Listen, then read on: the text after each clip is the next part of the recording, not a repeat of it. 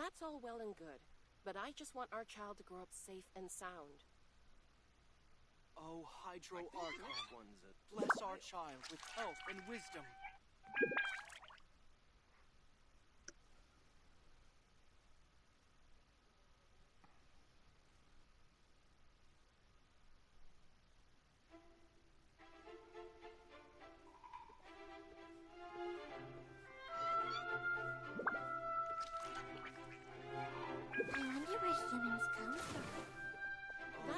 Alright. How's it going, everyone? It's K-Wolf, and I am finally back. I apologize for the lack of content. I'm joined by my friend Remnant here. Yo.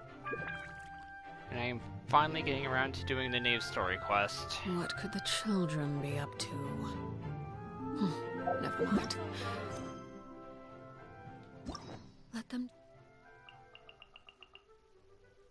Gosh, I have a lot of story quests to do.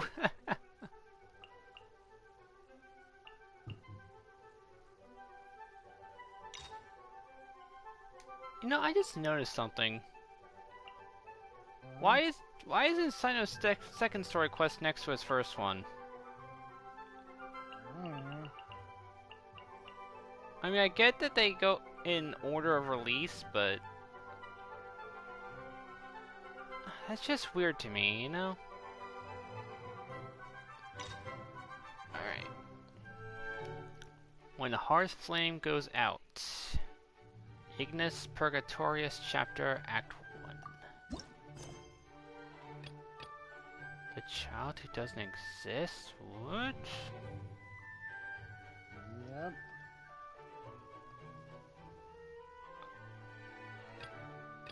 Enable focused experience mode. Oh, yeah, that was the thing. Oh, time to finally test this out, since I haven't done the Archon quest yet. Enable. Entering focused experience mode. Huh! It's been a while since we visited Poisson. Maybe we should head over and have a look around. Oh, wait a minute.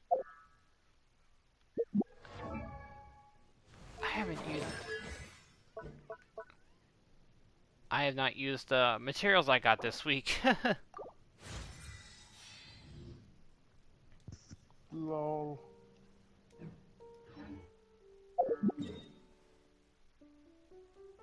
In that case, first, since I plan on bringing the Knave to her own boss fight. Stupid of me, I know. Oh, I did it, so... Yeah, and how many times have you gone down? Not as many as you think during the story.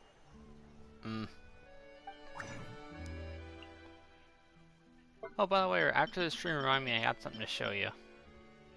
Okay. 2.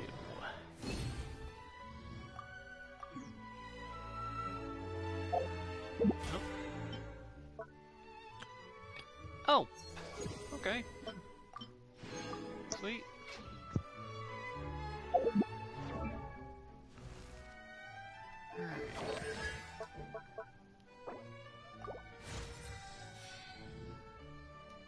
And I still have exactly enough order to get her there.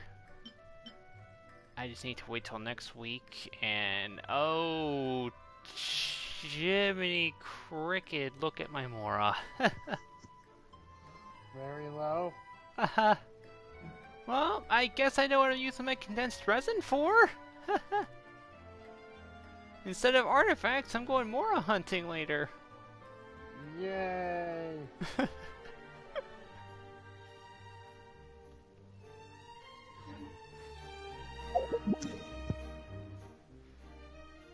Oh god, it's been so long since I've been that low on Mora.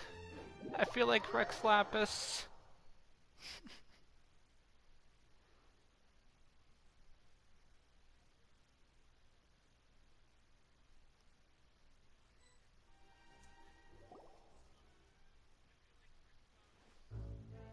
Hey, Traveler. Paimon. Ah, Lenny! Oh, Paimon knows that voice! over here. Long time no speak.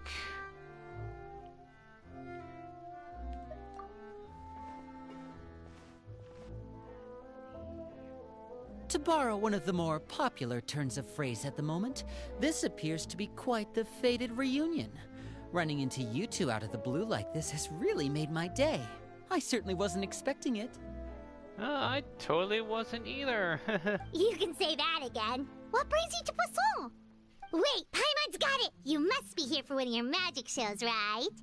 I mean, that would make sense. Actually, we've run into a bit of trouble on the home front, so Father arranged for us to stay in Poisson for the time being. Bit of trouble, you say? And seriously, what the frick kind of fish is that? Ugh. Oh, are Lynette and Fremine here too? Yep, along with most of the other members of the House of the Hearth. You may have noticed Poisson seems a bit more crowded than usual. I did notice that. So you're saying nearly the entire organization has moved to Poisson? Sounds like you've run into way more than just a bit of trouble. What's really going on? Yeah, something ain't right. Well... Since the two of you are so curious, perhaps I can fill in the gaps. Oh, hi there, Knave. How the heck did you sneak up on us? You scared Paimon half to death! She's good with that. She's good with that. The lady has knives for heels. How is she stealthy? Father, you're here. You know... On second thought, maybe we don't need to know. It's all probably super confidential House of the Hearth stuff, right? We totally weren't trying to pry or anything. No need to be nervous. I could sense your genuine concern from your conversation just now. Of course, I can also understand your confusion. Sending so many Fatui here to Poisson, it's only natural that some might suspect an ulterior motive to be involved. I mean, we are kind of curious. I understand. I'm well aware you've had your fair share of confrontations with the Fatui in the past, and I can't exactly guarantee that we'll remain on good terms in the future. As for right now, however, I would say we have little reason to be at odds, wouldn't you agree? The House of the Hearth could stand to be more open with those who have worked so closely with us in the past. As for the issue at hand, well, it hardly relates to any ulterior motive. To be frank, it all stems from a certain rumor circulating around the House of the Hearth. It's an internal matter. A rumor? What sort of rumor? A rumor that a certain phantom child is hiding away in the House of the Hearth. Phantom child? A phantom child? Ooh, just hearing the name is giving Paimon the creeps. Paimon, it is not hard to give you the creeps. A spirit that should have long ceased to exist is lurking in the shadows of the House of the Hearth. So I decided to bring the children to Poisson before continuing to investigate the situation. I expect I should be able to track down the spirit fairly quickly. After that, it's just a matter of resolving the situation, if you will. It shouldn't be much trouble at all. What do you mean by resolving? If you're curious, or if you still have some concerns, it might be advisable to stick around for a few days. I'm sure the children would be exceedingly pleased to welcome some visitors.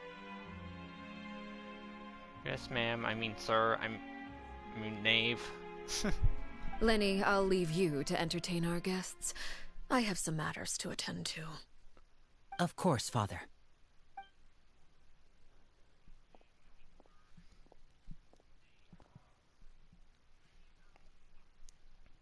Nice.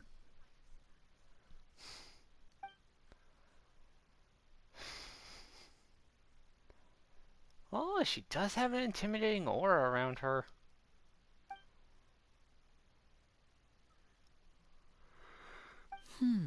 It has long been a dream of mine to invite you to our home and introduce you to my other siblings. You're quite well known in the organization already. A lot of people have been talking about you, especially after everything with the prophecy. Hopefully it's all good talk. If you're willing, why don't you stay a while and have a little chat with us? Alright. We don't have anything else to do right now anyway. But let's be clear, we're just gonna be there as guests, okay? Don't get any funny. Oh, wait a second. If we're your guests, that probably means we'll be treated to lots of yummy food, right? Of course your mind goes to the food. Of course. During our stay in Poisson, we've been helping out the locals with some fishing. We bring in quite the bounty every day. In fact, today's the perfect chance for me to show you what I can do in the kitchen. Let's go. I'll take you to where we're staying. Sounds good to me, Lenny.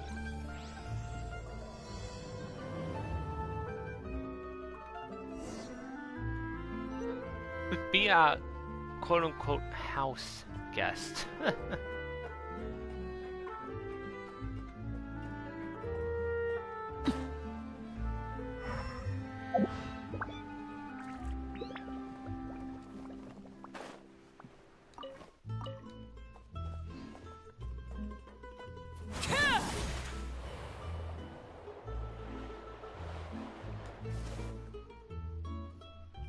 We rented this house from one of the locals to use as a temporary base.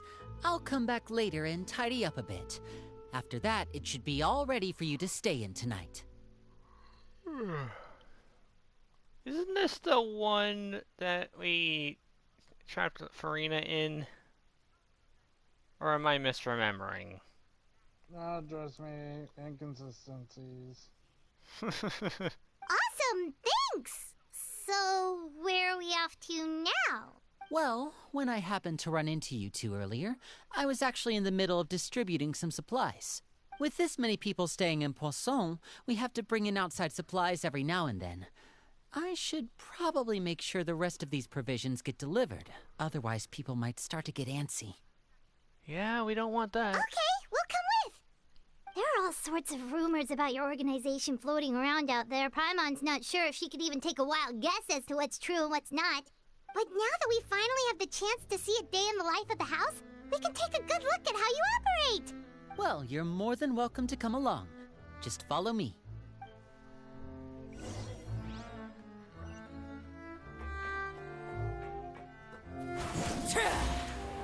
I love this animation.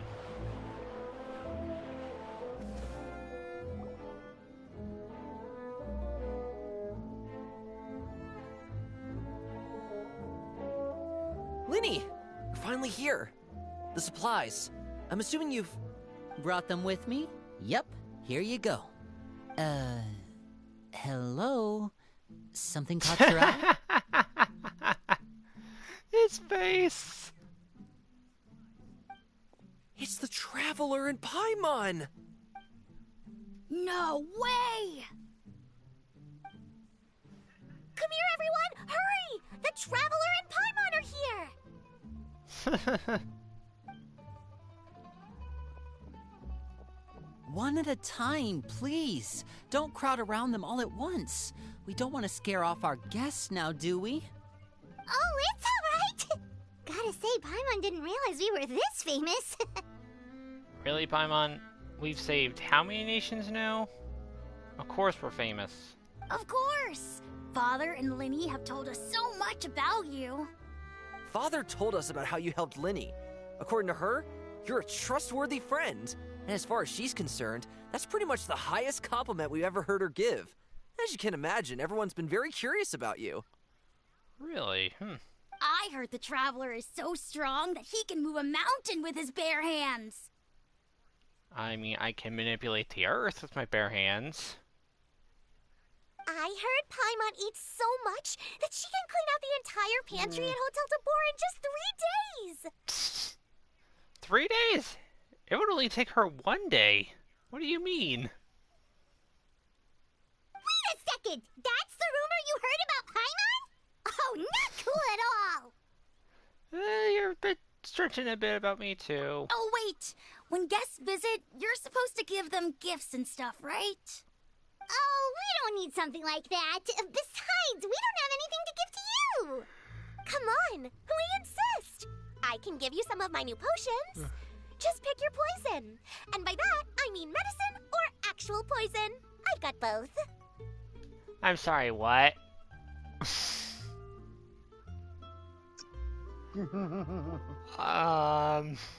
What has the Knave been teaching these kids? Yeah, no, that's just their natural skill. Or Oh. maybe Shaplo can teach you Remember, guys the about House of the Hearth stealth. is part of He's the super good at Fatui. it. He's never been caught. I know, but still. Also, I just realized that kid's hair is like a dark green. Huh. Ah, now that's not a bad idea. I know you usually prefer to fight head-on, but it never hurts to expand your bag of tricks, right? When it comes to eliminating your enemies, staying quiet can go a long way. Trust me, I would know. Thanks, but I'm good on the stealth training. This game's giving me plenty of it. I was poisoned not too long ago, and I'm still dealing with the after effects. So I'm not quite as good as I was before, but I could still give you some pointers. Wait, when you said gifts, Paimon didn't think you meant poison and stealth tactics. It's the Fatui, Paimon. But those are the best things we can give you. You don't like them? Ooh, how about this? Tell me the name of someone who really annoys you, and we'll teach him a lesson for you. Yeah, there's this guy named Ram. Could you pay him a visit? Screw you.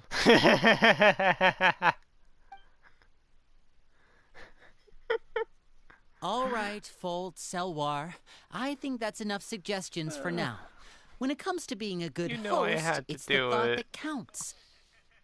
You know I had to, man. No, you didn't. Yes, I did. You don't need a physical gift to make our guests happy. In fact, pestering them with suggestion after suggestion might make them more annoyed than anything. I would say your enthusiasm has certainly gotten I got across. to go soon because of an event for my sister, so... Alright. Is it just the lighting, or does Lenny's hair look a little more pinkish right now?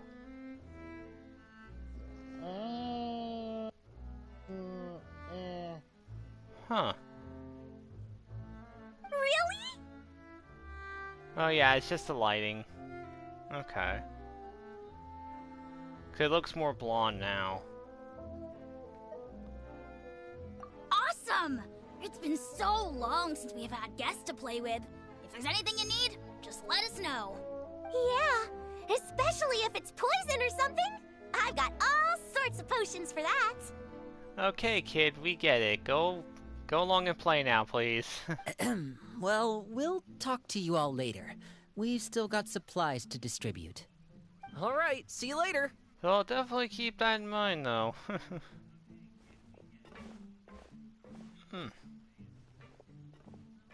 Bye!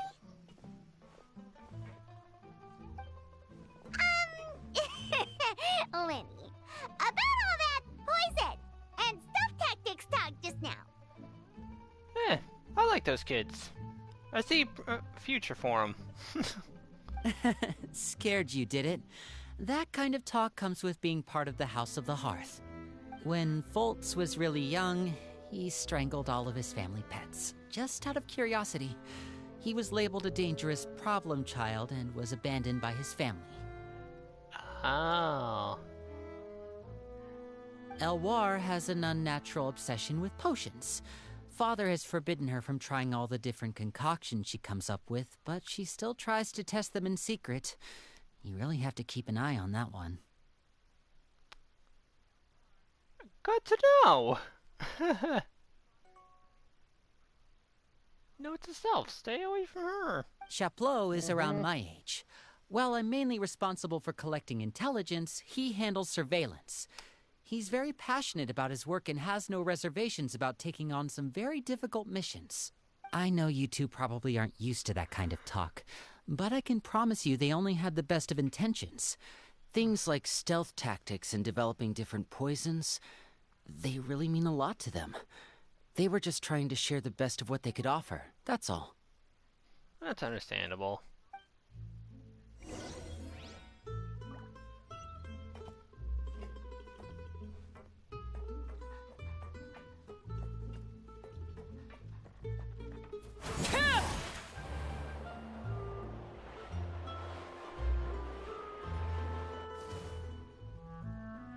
Filial, supplies are here.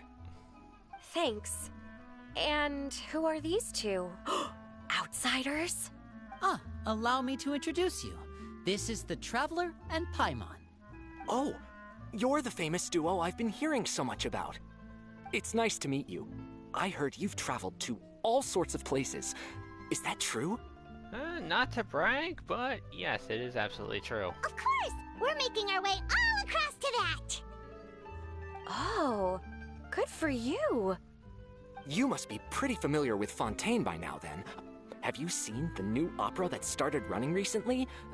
I think it's called... The 4,000 Thieves? 4,000 Thieves? That actually sounds like something interesting. Oh, this is the first we've heard of it. It seems like it's going to be fantastic. From what I've been able to tell from the posters, anyway. You should definitely check it out if you have the time. Part of me does kind of want to see the plays. Judging by the little bit we've seen in Opera House, it should be good. Oh, and there's the Blind Maiden, too. That one is supposed to have audience interaction. Seems pretty interesting. Blind Maiden.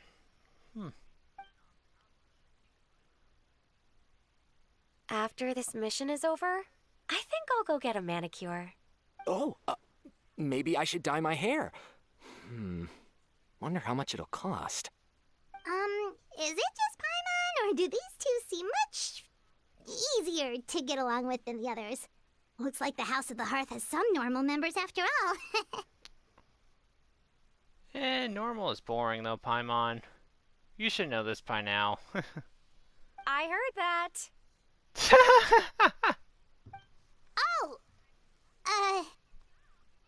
Oops. I'm guessing you're referring to Foltz and the others?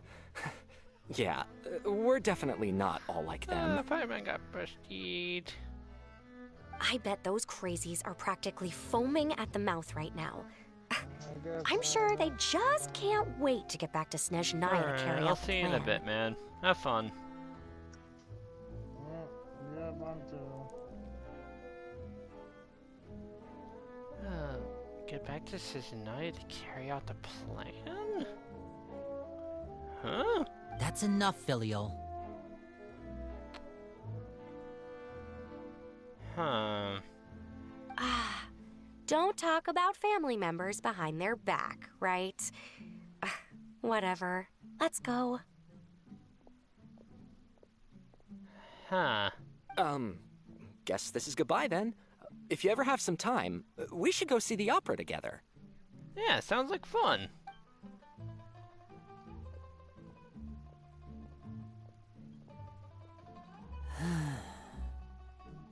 Well, that's it for the supplies. We should probably head back as well.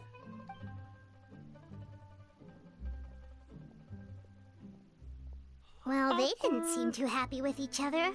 Seems like there could be something more going on here. It's best not to pry into this kind of stuff. You're right. We're only here as guests after all. Oh, Linny's getting super far ahead. Come on, let's catch up.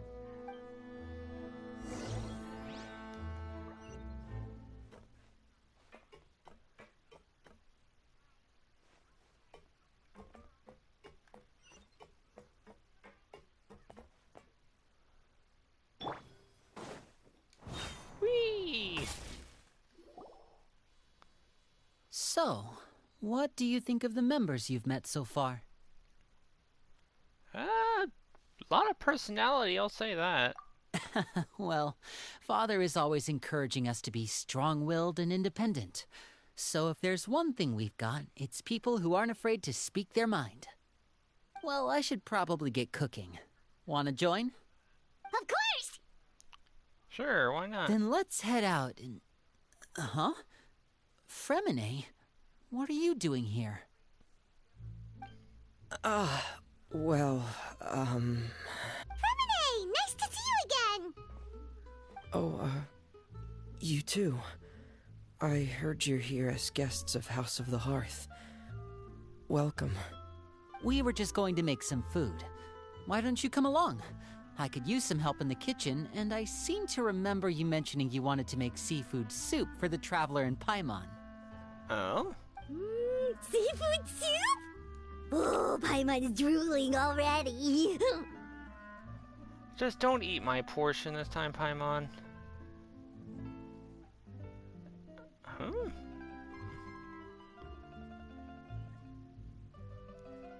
I love watching Paimon's little cape. Just looks so good. Were you looking for something just now, Fremine? Maybe I can help. It's nothing. I just wanted to see if there were any extra supplies. Yeah, we've got some left over. What do you need? Some food and water. And some clean cloth, if possible. No problem. Give me a second here. Food, water... Wait a minute. What do you need all of those for? You're not on any missions as far as I'm aware, and you were just going to come eat with us. So what's this all about? I thought I'd grab an extra portion because I get hungry at night.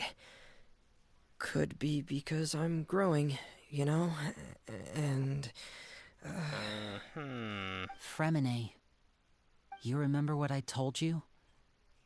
You're not like me. Your lying skills still need some work. To be fair, lying is not easy to do sometimes. Tell me what's going on. Is it really bad enough that you have to keep it from your own brother? Maybe it'll be better if we gave them some space. Yeah, I think that would be best. This is the first time I've seen that kind of look on your face. Whatever happened, does it have something to do with Father? Yes. Just follow me. Okay.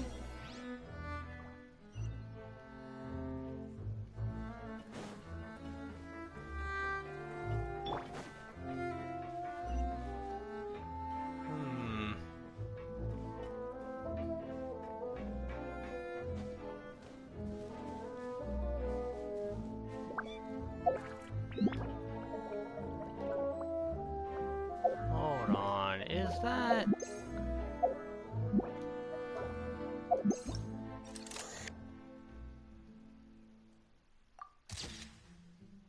Oh my Archons.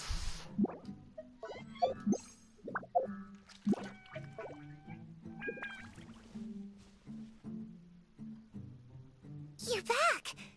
Oh, and you've brought some friends with you this time. Oh no. Oh no, no, no.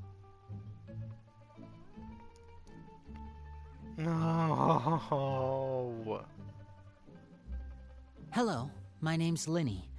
I grew up in the House of the Hearth. And you are? Hi, Linny. I'm also a child of the House of the Hearth, just like you. You can call me Clairvy. Clairvy? It's nice to meet you. Does that name ring any bells, Linny? No, not at all. That's not a name we have on our roster, I'm sure of it. What I'm not sure of, though, is how she managed to sneak in. She must be the phantom child Father's been searching for. From the looks of it, I'm guessing you were the one that found her, Fremine. You, haven't told Father, have you? No, I haven't told anyone. I've just been keeping her hidden. For how long? About half a month now. Oh. So ever since we got to Poisson, then, do you have any idea what you're doing? I know what I'm doing. Really? 'Cause from where I'm standing, it looks like you're hiding the very person Father has been trying to find. If Father finds out about this, everyone involved is going to be punished. You know the rules of the house, Fremine. I know you do. Father doesn't tolerate any form of betrayal. So why are you doing this? I've thought it through. And I just can't hand her over like that. Linny, don't you remember last year? Sheplo nearly died after getting poisoned during that one mission. He wasn't able to get back before the poison started taking effect, and not a single person was there to help him. That night, while I was sleeping, I heard a voice telling me to go save him. I opened my eyes, but I couldn't find the source of the voice. I thought maybe I was just hearing things, but I went to look for him anyway. Luckily, I got there with enough time to save his life. That feeling of being haunted, of hearing voices, it's happened many times in the House of the Hearth. I'm sure you've noticed. So what you're saying is, that was her? She was the one who spoke to you that night? Unless there are other spirits roaming around the House of the Hearth, I don't think there's any other possibility. If Clairvy were our enemy, it wouldn't matter whether she was a spirit or an actual child. I would have acted without a second thought, because that's what Father ordered us to do. But she's been living with us, helping us from the shadows all this time. I think that makes her family. I couldn't just hand her over to be dealt with. Not when there's so much we still don't know. So what's your plan then? You can't keep her here forever. Someone is bound to find out eventually. I haven't thought that far yet. I don't want to disobey an order from Father, but I also don't want to put Clairvy in danger. Come with me. There are a couple things I'd like to say to you in private. Oh boy.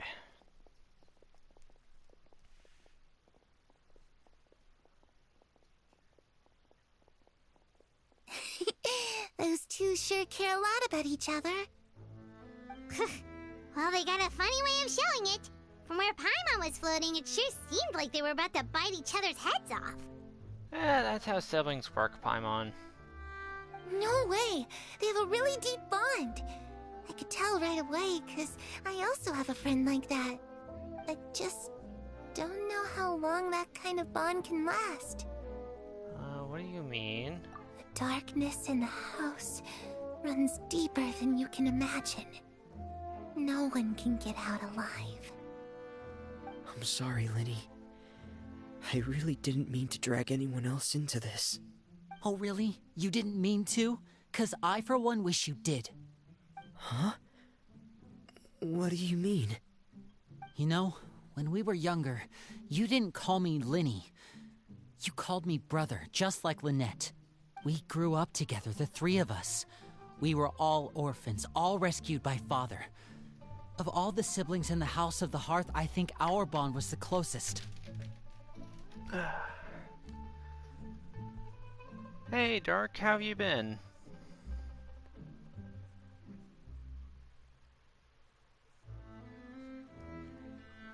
Turn the stream so I can hear it over my fan. Later on, when you started calling me Linny, I wasn't actually surprised. After all, Lynette and I are related by blood. We've had to depend on each other to survive long before we joined the house. Turn that up. Linny, The darkest and most difficult moments of my life happened before you and I had ever met. I'm sure that's true for you as well. Even so, Fremine, we've stood by each other for all these years now, and to me, that means more than blood. You and Lynette are the most important people in my life. No one can replace you. So I won't let you face anything alone. Not if I can help it.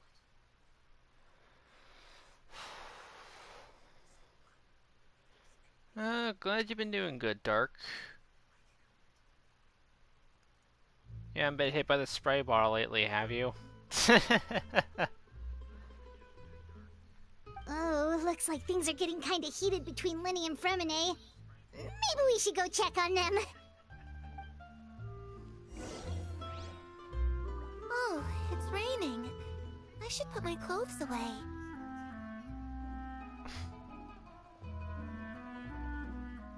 Oh. Okay, Looks like she's not here either.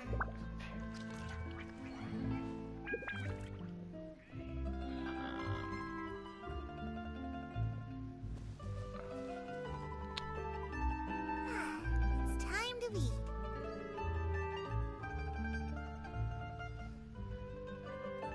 I am not a masochist.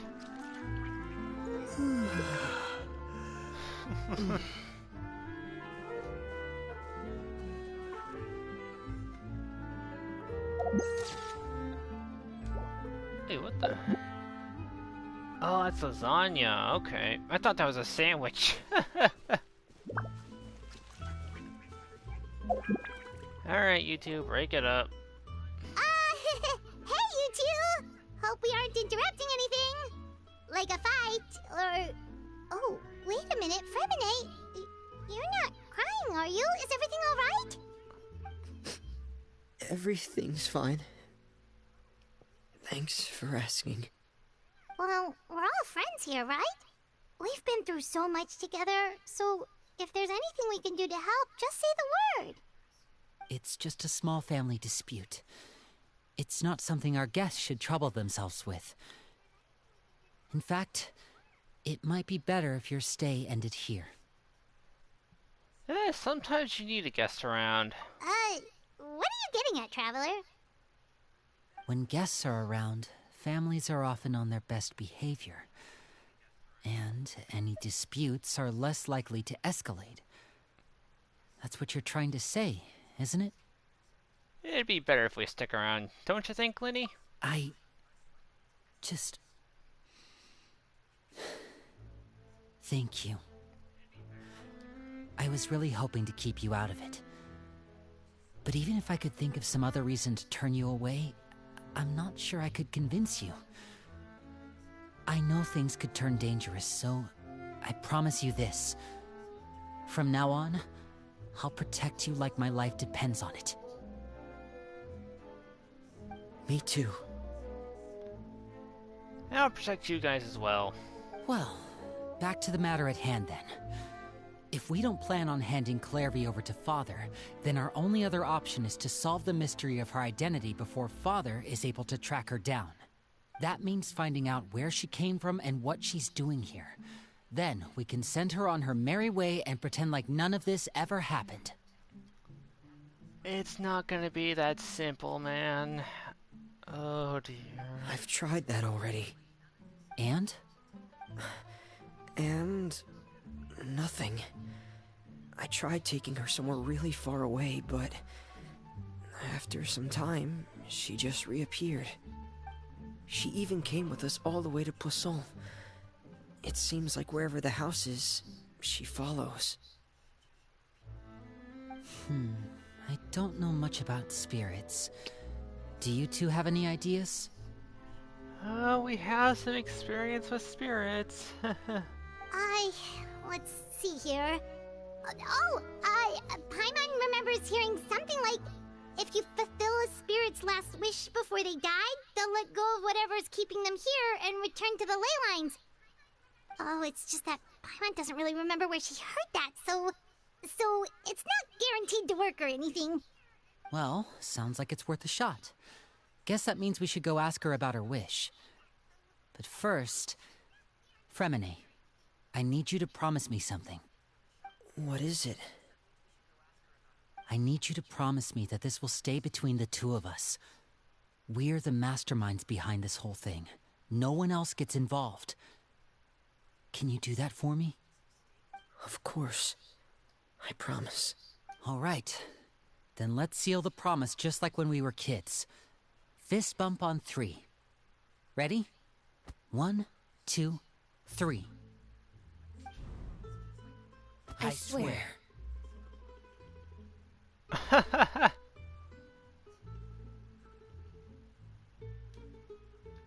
I had a feeling Lynette was gonna appear.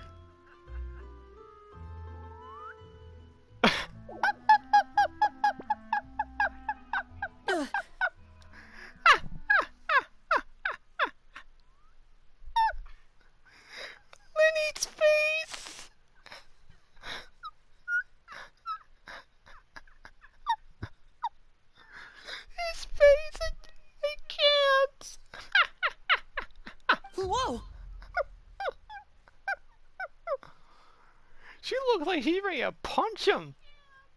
I would not blame her. Lynette! But what a surprise! What brings you here, dear sister?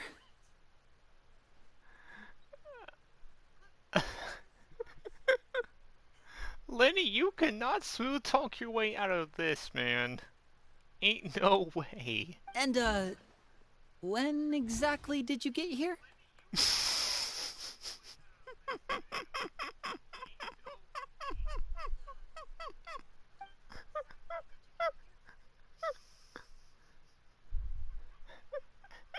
You're an idiot, brother.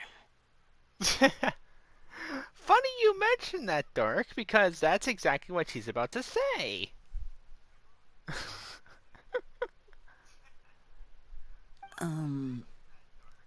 And you too, Fremine.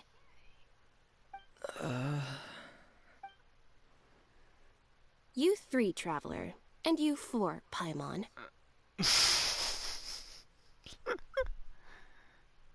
Yeah, in the other languages, Sheila just calls everyone Baka. So... Wait, what did we do? I've seen Clairvy around the House of the Hearth before. I hadn't seen her in Poisson, so I figured she must not have come with us. But it turns out you were just hiding her.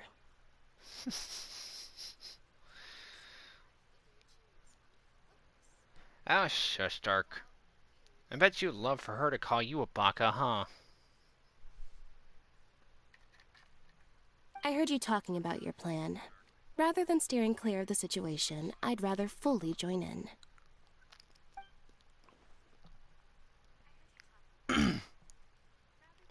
If you don't agree, I'll have no choice but to report everything back to Father. Simple as that.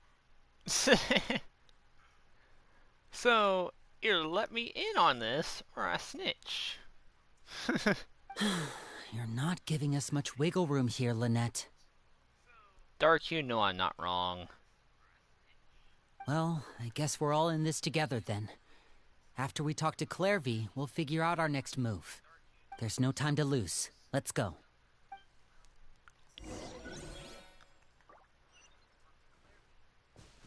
Alright. Hey, Clairvy. I'm full. Thank you for bringing me this food, you guys. She said she's full, but the food doesn't look like it's even been touched. She's a spirit, Paimon. Play along. That's right. Based on what I've been able to observe, it doesn't seem like Clairvy can interact with the physical world at all. Still, when she's presented with food, she'll always linger around it for a good little while. Maybe, in her mind, she really is eating those things. Does she know that she has already passed away? I've tried to ask her, but she didn't answer. My guess is that she's just as confused as we are. Or maybe she couldn't understand the question at all. Clairvy, if you've got some time, I'd like to ask you a few questions. Sure. Oh, another new friend. Hi, I'm Clairvy. Hello. Clairvy, how did you join the House of the Hearth? Huh? Isn't it the same for everybody? The Knave brings you here and then you can't leave. It's just that your name, it's not on the roster. And I've never seen you before. The roster? Oh, I get it now. I think there might be some things you don't know about this place. The people in charge, they're not as nice as they look. They say they keep a roster, but it's not complete. There are a lot of people who aren't on it, and never will be. In this house, some people are family, and other people are just test subjects. Oh. Those kinds of people aren't ever going to get a place on the roster. Unless it's the roster of people who've been executed. Clairvy is cute, Dark, but, Yeah. Wait, does that mean the Knave... She... Is there anyone that can vouch for you? Perry. She's my best friend. She's the only one I trust in this place. Have either of you heard of that name before? No. Me neither. Clairvy, Perry. Neither of those names are on the roster. But it seems like she's telling the truth. Either that, or this kid's already got a bag of tricks bigger than mine. Maybe we should try a different approach. Clairvy, do you have a wish? A wish? It can be anything you want. Just imagine. It's your birthday, you're blowing out the candles, and your wish is...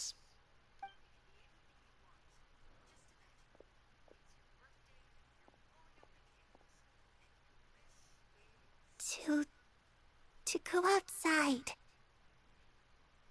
Where the sun can find me. That's... it? Well, that sounds easy enough. Something's not right here. The darkness in the house runs deeper than you can imagine. No one can get out alive.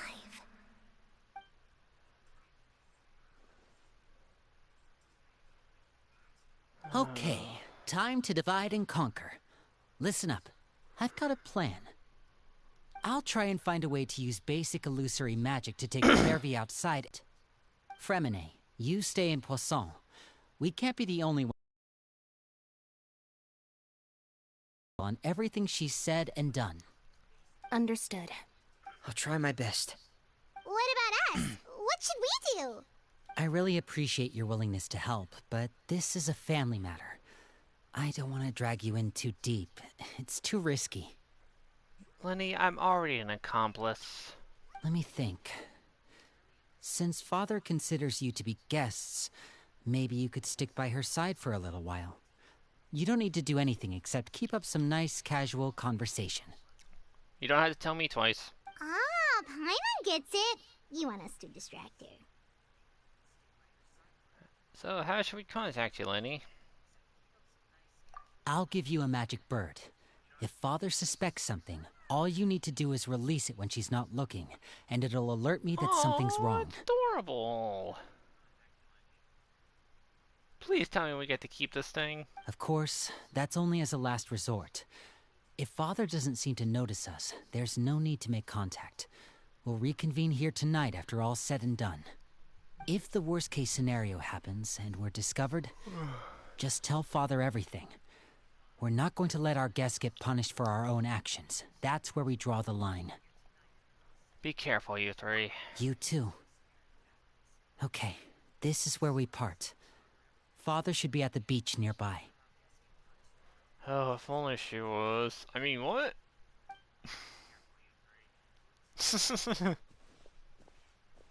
I really hope this goes well. No, it has to go well. That's the only way this can get resolved.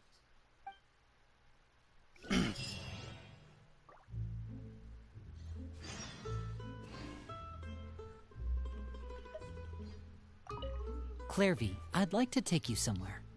Is that okay with you? Sure. Where are we going?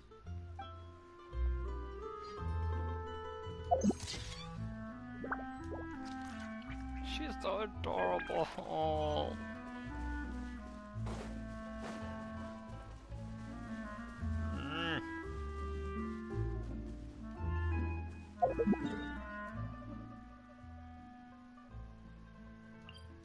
Let's go to the teleport waypoint here.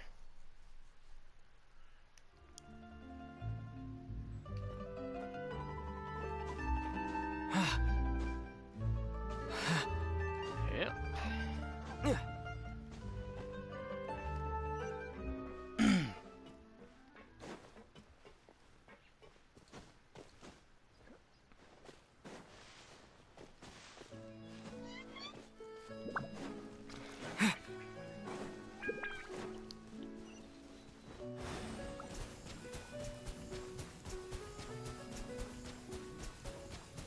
not reaching.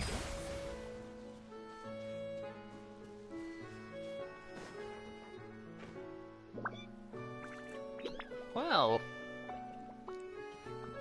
I guess he's recovered since our conquest. And child! Hey, aren't you supposed to be in Snezhnaya recuperating? What are you still doing in Fontaine? Oh, it's you two. I didn't expect to run into you here. I was unconscious for quite a while after the fight in the Primordial Sea. After I woke up, I realized I was being taken back to Snezhnaya, and well, I couldn't have that now, could I? Not when I've still got unfinished business here in Fontaine. So, I mustered up all my strength and made the journey back on my own. Knave, do you mind if I borrow your polearm for a minute? I need to knock this idiot out. What sort of unfinished business are we talking here? It has to do with Skirk, my master. I really wanted to meet up with her, but by the time I got back, she had already left. I still have so many questions for her. Without any other leads, all I could do was ask the Knave to help me track her down. She must have left behind some traces from her time in Fontaine. Oh, wait a minute. Is that how this is connected? Oh, okay, so have you found any clues? Unfortunately, no. While the House of the Hearth is adept at collecting all manner of intelligence, certain existences can still manage to escape our purview. Basically, unless Master feels there's a need to meet with me, she's not going to be found. But that problem has an easy fix. I just need to become stronger, and then... You just need to rest. Paimon thinks you should focus on getting better first. The worst of it is over. That's what they all say. It's all thanks to that one kid from the House of the Hearth. Elwar, I think her name was. She gave me a bunch of random potions to drink. They didn't go down easy, let me tell you. Pain and chills all over. But they really did help speed up my recovery. Well, you're lucky she didn't accidentally give you poison. And that's good, because it looks like I really do have to head back this time. The old man's been putting the pressure on me. He sent someone to tell me I'm needed for some sort of project. Project Stuja? Nani? Yeah, that's the one. I heard Regrator's involved too. I'm not looking forward to having to listen to all his monologuing, that's for sure. Hey, maybe you could think of a way for me to stay in Fontaine for a little longer. Helping Linny and the others brush up on their fighting skills would be far more interesting. If you and I could spar, that would be even better. I've been waiting for a chance to see you go all out. Oh, child, you do... That is some smoke you do not want, my friend, trust me. You do not want to start that. And what a sweet little daydream that is. But I also have a role to play in all this. I'll be leaving Fontaine shortly as well. Ah, I see you are down bad as well, Dark. But seriously, child, you do not want that smoke. Besides, considering how little they see fit to step outside the homeland, being called on to return to Snezhnaya by such illustrious dignitaries, what a great honor. Wouldn't you agree? One I could do without, I'd say. Yeah, I mean, heck, she one-shot me in the group yesterday. Well, not one-shot, but she annihilated us.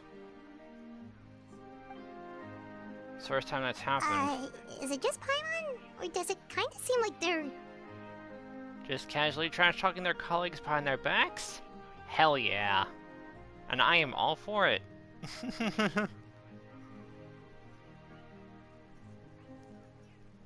So, dear guests of the House of the Hearth, to what do I owe the visit? Just wanted to see ya. Well, we just... You want to learn more. Right! We're super close to Linny and the others, but we still don't know much about you! Is that so? Introductions have already been made, have they not?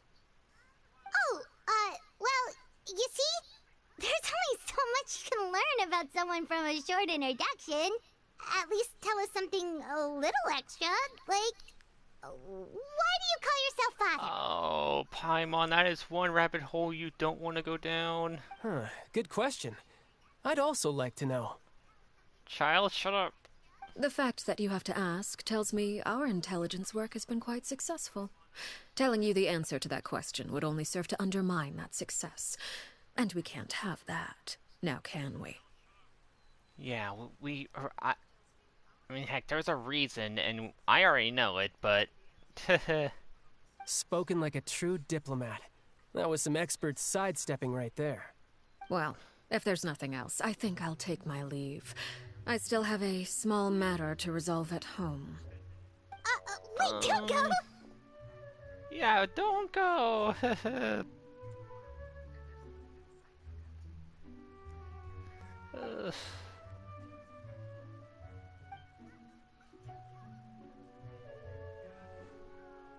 What does the organization, the House of the Hearth, mean to you? I'd also like to hear the answer to this. I've met some of the members of your organization, and they all seemed like really good kids. They actually reminded me of Tonya and Tusser. Which, by the way, if you ever betray them, I'm just letting you know, I won't let you off easy. Oh. And why would I betray them? Well, you've already betrayed the House of the Hearth once, haven't you? At least, that's what I heard. Oh, child, you need to shut the f up.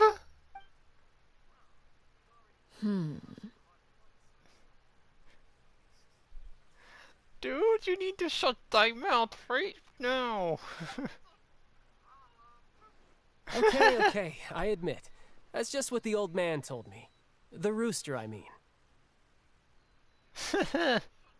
Yeah, put the blame on that guy.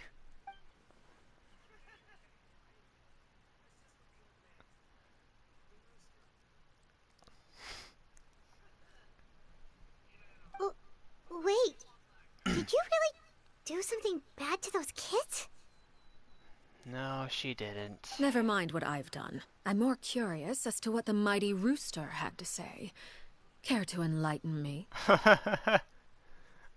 Oh yes, please, tell her more. Well, nothing much.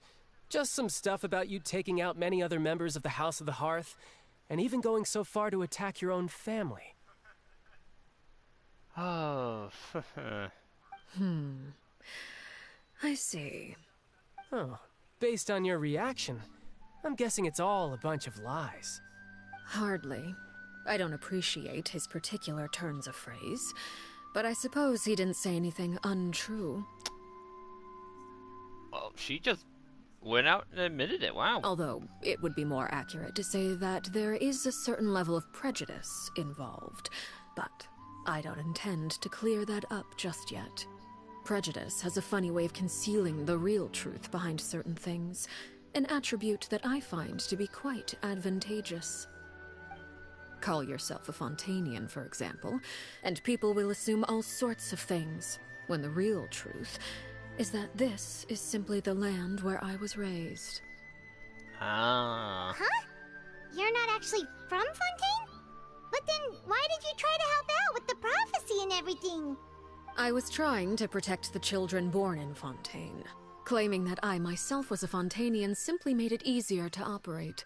People would hardly suspect a fellow Fontanian of having any ulterior motives. Who wouldn't want to save their homeland after all? That's a good point. The primordial sea wouldn't have any effect on me, but it would have caused great harm to the House of the Hearth. Well, you wanted extra information, didn't you? There you go. I hope that satisfied your curiosity.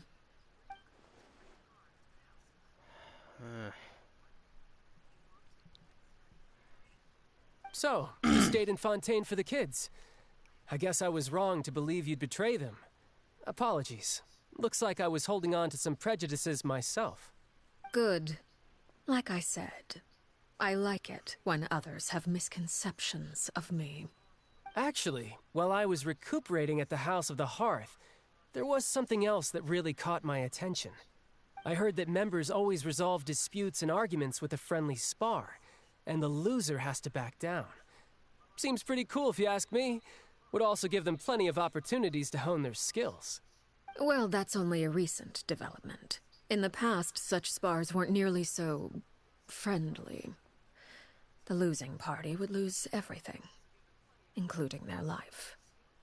They were that high stakes? Whew, at least that's not a thing anymore. Well, the current atmosphere's not half bad. I'm a bit jealous, actually. You've got so many family members around you, and you even get to live with them. Having a lot of family around means dealing with a considerable amount of bickering and scheming. Once Tonya and Tusser enter their rebellious phase, I'm sure you'll understand. Just imagine. Tusser becomes obsessed with plucking out strands from the rooster's mustache, or Tonya decides to dye her hair 42 different colors.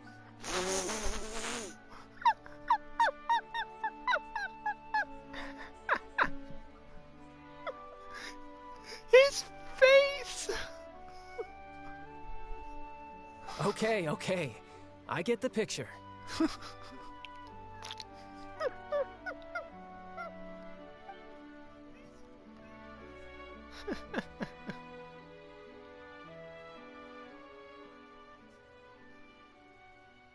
Well, would you look at the time? I should probably get going.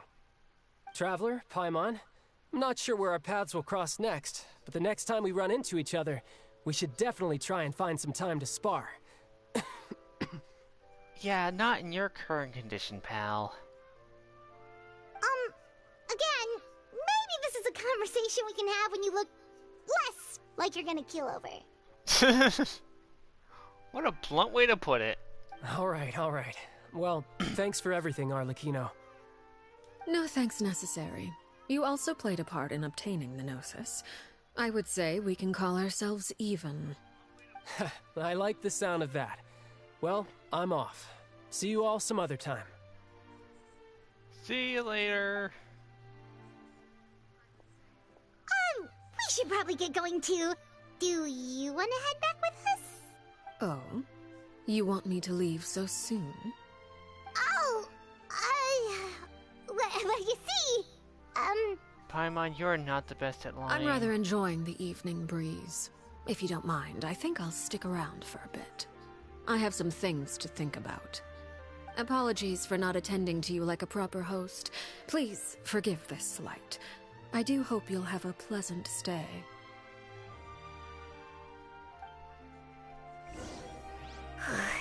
We managed to keep her distracted until nightfall. Good thing Child was there to keep the conversation going. You don't think she suspected anything, do you? Oh, I wonder if Liddy ran into any issues. Let's hurry back and see how everything went. Oh? You decided to stay a little longer? Let's take in the ocean view together, then. Oh, I'm taking in the view, alright. I mean,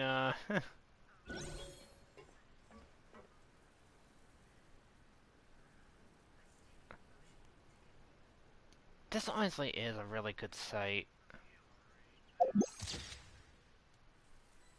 I actually might use that as my wallpaper. Scenery looks beautiful at sunset.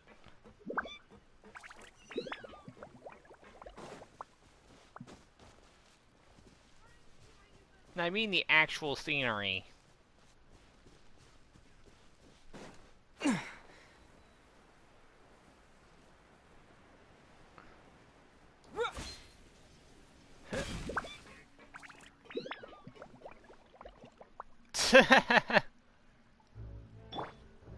I'm not gonna lie, I really do like her design though. Especially the little crest there. In the eyes.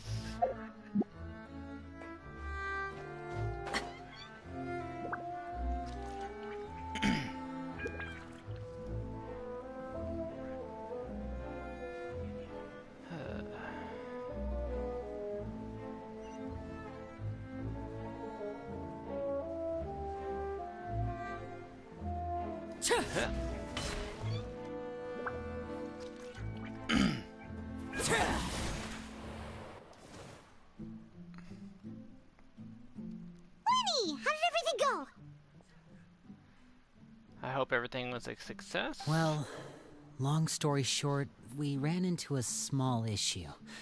Clairvy can't go into the sunlight. She can't? Everything was fine at first. She followed me up to the surface just like I told her. But as I led her out of the shadows and into the sunlight, she vanished. I turned around and there she was, standing at the edge of the shadows, silently watching me. Oh. Huh. Maybe she's afraid of sunlight, or... No, it wouldn't be her wish if that were the case. Well, we could always try pushing her into it. I'm not sure pushing a spirit would work, Paimon. Oh, true. I've pretty much tried it all already. Nothing worked. Eventually, the sun went down, so all I could do was bring her back here. How did it go with you, Lynette? Good. I've got the list. It's right here. Really? Well, what are we waiting for? Let's take a look. Oh boy. Oh, that's a lot of pages. Oh, it's gonna take forever to get through it all. We can each take a section. Here. Right. La Pouillade, L'Endroit, Chambel, Horaire.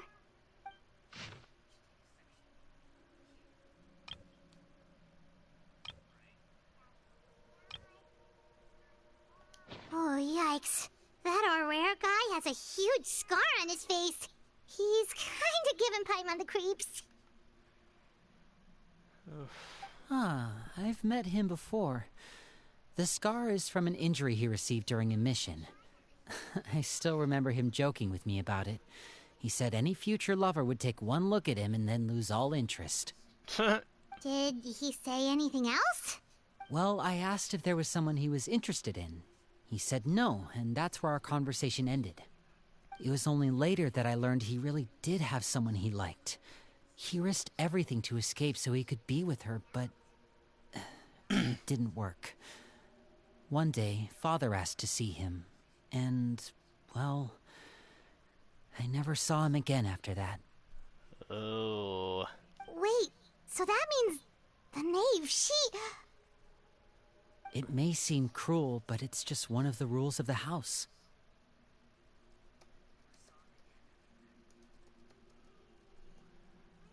Betrayal is not to be taken lightly. We know too many secrets to come and go as we please.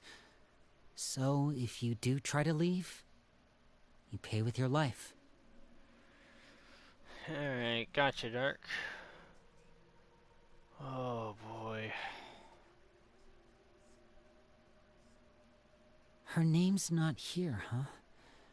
Well, that's not too surprising. It doesn't seem like this list is complete. It only contains records dating back around 5 years. Let's shift our attention then. Fremine, were you able to find anything out? Fremine. Sorry. I was thinking about something. I managed to talk to quite a few people, but I couldn't help but notice that the atmosphere in the house was a little... strange. Strange how? Strange. Yeah, I mean, I know there have been arguments in the past, times when people haven't gotten along. Chaplot and Filiol are a good example of that. Oh, those are two of the people that we met while delivering supplies. Paimon can see how they might not get along. They had very different vibes, and their, interests seem to be pretty different as well.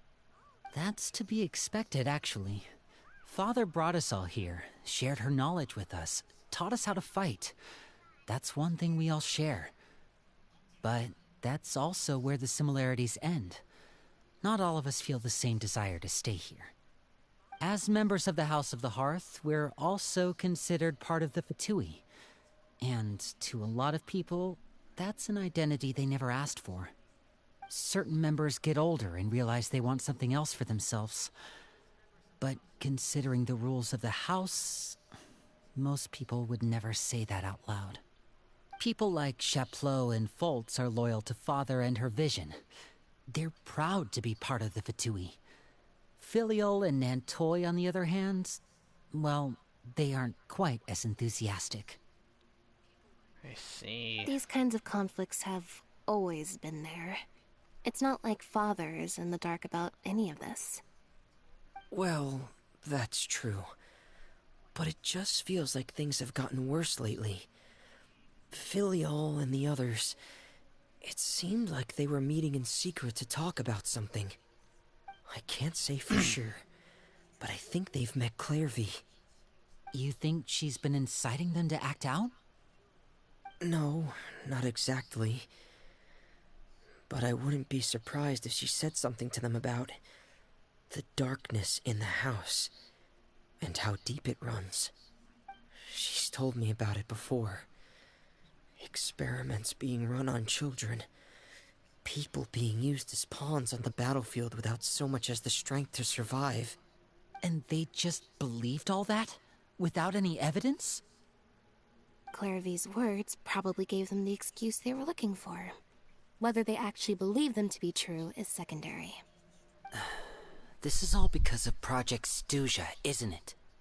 Whoa. Hold on a second.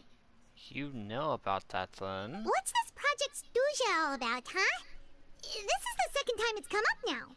Sorry, but I'm not sure of the details either. I only know what Father has told us, which is that it's something the Rooster and Regrader have been working on together. Apparently, it has to do with the Fatui's strategic plan for the future. Huh.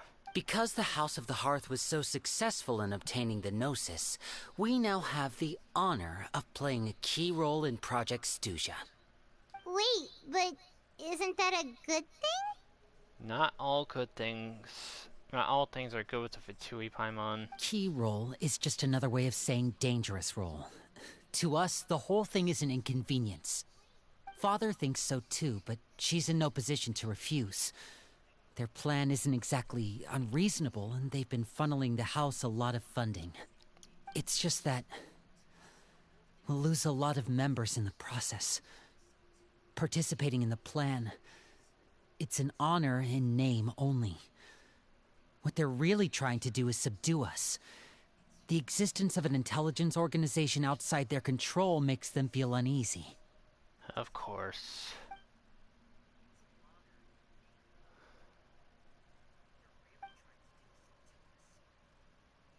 Okay, super complicated top secret Fatui business aside, what does all of this have to do with the conflicts you were talking about earlier? Paimon doesn't get the connection. External pressure has a way of exacerbating internal strife. You can't overlook the power of fear either. People are afraid of dying, and that fear is often the impetus for a lot of stupid decisions.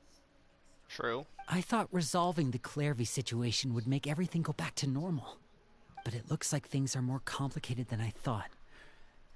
If we leave Filial and the others to their own devices, sooner or later, Father will be forced to take action. We can only focus on one situation at a time, brother. You're right. Even if we confront Filial and the others, it won't do any good. It might even make matters worse. We should focus on Clairvy for now. Well, it's getting late. We should head back and get some rest. We'll try again first thing tomorrow. Lynette, you stick with me this time. Fremine, keep a close eye on Filial and the others. Make sure they don't do anything they'll regret. Good work today, everyone. Have a good night, and I'll see you tomorrow.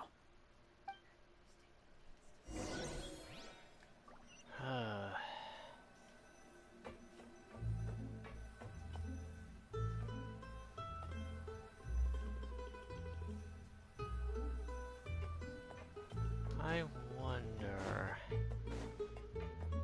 would she be over here?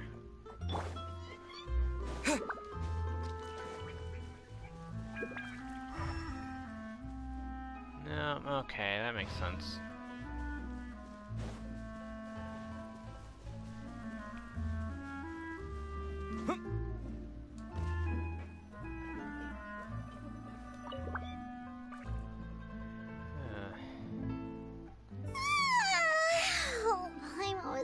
forward to an early night, but she can't sleep at all.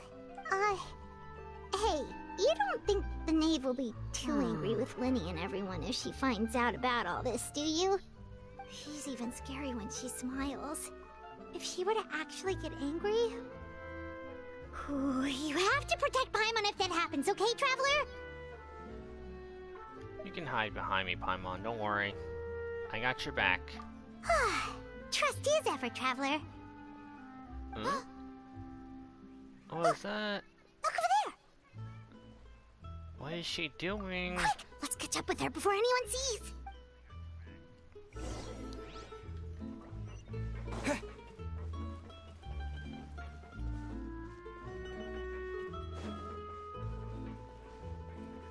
I'm not used to traveling around this place.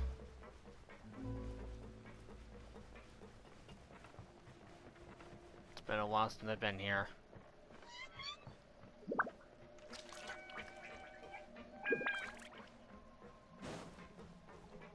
Over there!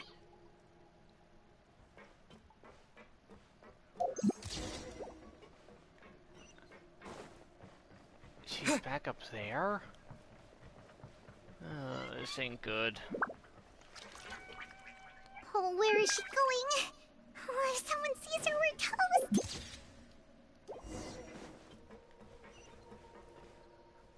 Yeah, it is nighttime, so she can go outside.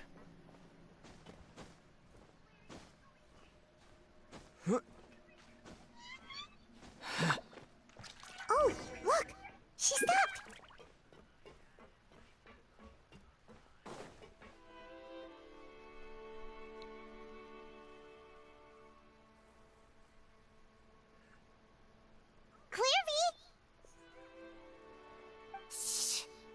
I opened the window while no one was looking. Look how pretty the outside is. Window?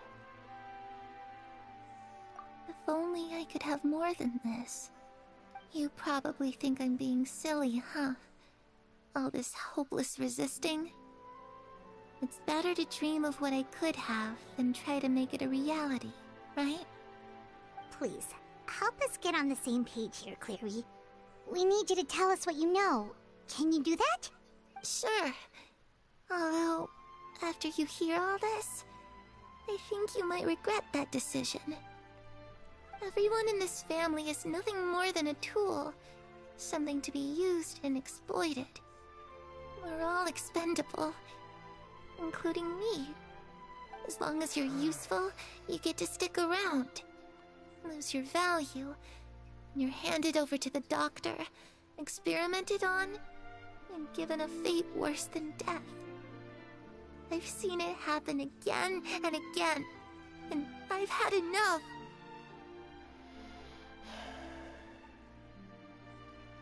I already knew about all that, but I hate the doctor even more. You're saying the Knave did all that? It's just, that doesn't seem like something she would do. She's scary and all, but it seems like even she has lines she wouldn't cross. I knew you wouldn't believe me. Everyone thinks she's a good person. They all think of her like a real mother. Mother? But she doesn't deserve that title. She's disgraced it and tarnished it. And if I had things my way, I'd never see her again. If only Perry were here, she'd understand. Oh. Perry. There's that name again. Also, Paimon's getting a strange feeling. It almost feels like she's not really here with us. Paimon can't tell if she's actually talking to us or if she's mistaken us for someone else. It could be anything, Paimon. She's a spirit, you know? Well, in any case, it seems like she really needs someone to talk to. We should keep her company for a little longer. She looks so young. But it seems like she's been through a lot. It's getting windy. I should close the window. Ooh, look at the moon. Isn't it pretty? Hey, wanna hear a secret? I heard that if you look up at the night sky in Snezhnaya, you can see the aurora. It's supposed to be super pretty. Even prettier than the moon tonight. I'd love to see that sometime. Perry and I promised each other that once we're older, we're gonna go see it together. Oh. But I can't find her. I'm worried she's also been... No, that wouldn't happen to her. She's special. Mother likes her a lot. I should really go talk to Mother, but we just fought. She doesn't want to see me, and I'm too scared to face her. What should I do?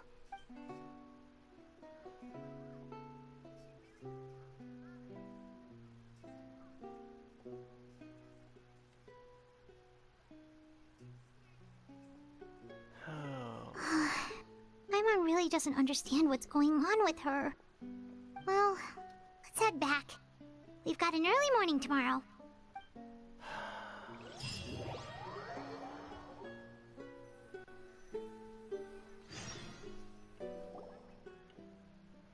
All right, looks like we're all here. Let's go ahead with the plan. Before we do that... Oh? What is it? What makes you ask that? Well, we kinda ran into Clairvy last night, and that's what she told us. We met the doctor back in Sumeru. He's super dangerous, and he's done all sorts of bad things. It's possible that Father and the Doctor have had certain dealings, but I don't think Father would work with him. We're not really on the same side, so there's not a lot of trust between them. That doesn't exactly set the stage for a successful partnership. I did hear, though, that when Father first became a Harbinger, the Doctor offered to work with the House of the Hearth. Father rejected most of his proposals, except for one. It had to do with some sort of secret experiment. Secret experiment? Could that be what Clairvy was talking about? I don't think so. I don't know any details about the experiment itself, but I do know it's an entirely independent operation. The Doctor only proposed a direction for the research. That was the extent of his involvement. I still don't think that counts as working together. The details of the experiment are confidential, but complete records are kept on all participants. That doesn't seem to be the case with the situation Clairvy referred to. I know you don't agree with some of the Fatui's methods, and I'm not asking you to. But I am asking you to trust us on this. The House of the Hearth has its own principles. There are certain lines we're not willing to cross. Alright, that's good to hear at least. Oh, yeah. Trust me, I know if I had to deal with the Doctor, oh, there would be more than words thrown his way. Clairvy seems to think the Knave and the Doctor work together to do something horrible. If that turned out to be true, Paimon doesn't know how he would even face you guys. It's just that it doesn't seem like Clairvy is lying either. The easiest thing to do would be just ask the Knave directly, but Paimon doesn't think she'd tell us. Let's just focus on the task at hand. Father didn't come back last night. She's probably still near the shore. We'll be counting on you to distract her. Lynette, you're with me. Fremine, you know what to do. Be on your guard, everyone. All right, let's get to it.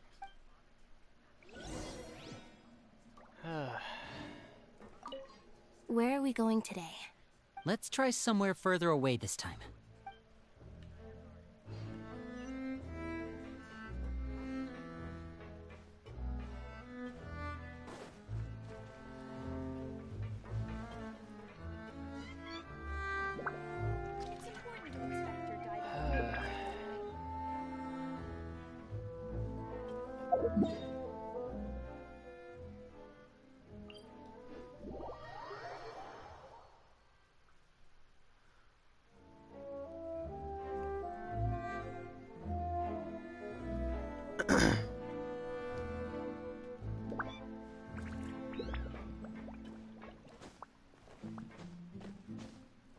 Going to the seaside to look for the Knave.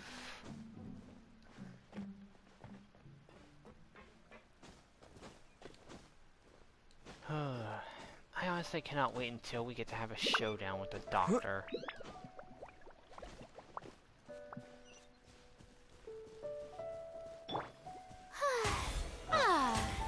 I'm so used to her being default other form.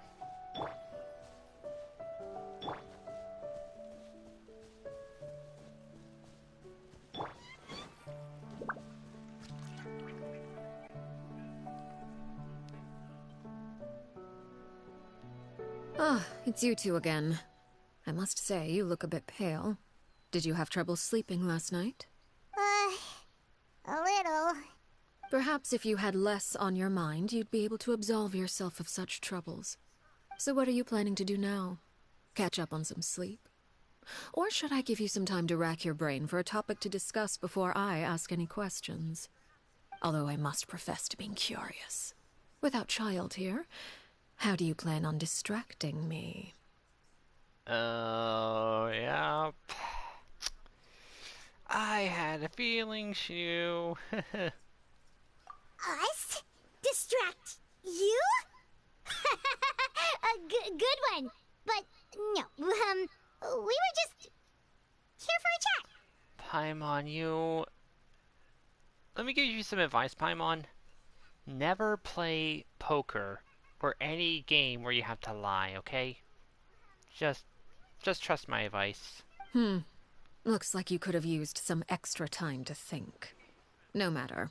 If you don't have any other plans, why don't you accompany me somewhere? Don't worry. I'll be sure to steer clear of any scheming children. The ocean breeze is sure nice today. So you know everything, huh? Children always think they can hide things from the grown-ups. But nothing gets past me. Least of all a little scheming. I think I'll let them have at it for a little longer. I can be very patient. Well, I'll leave you to think things over. If you're so inclined, meet me outside the Palais Mermonia. Good things come to children who do as they're told. So I do hope you decide to tag along. If only for your friends' sakes. I know that wasn't a threat, but the way she said it... She clearly knows about everything we've been doing, and Paimon doesn't think it'd be a stretch to say she was threatening us just now. Let's release the pigeon.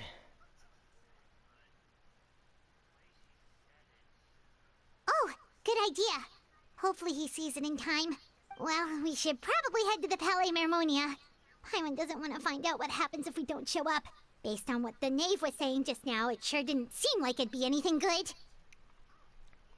One step at a time, Paimon. That's all we can do. Okay, then we probably shouldn't keep her waiting. It seems like Linny and the others are on thin ice, so let's do our best to not get them in any more trouble.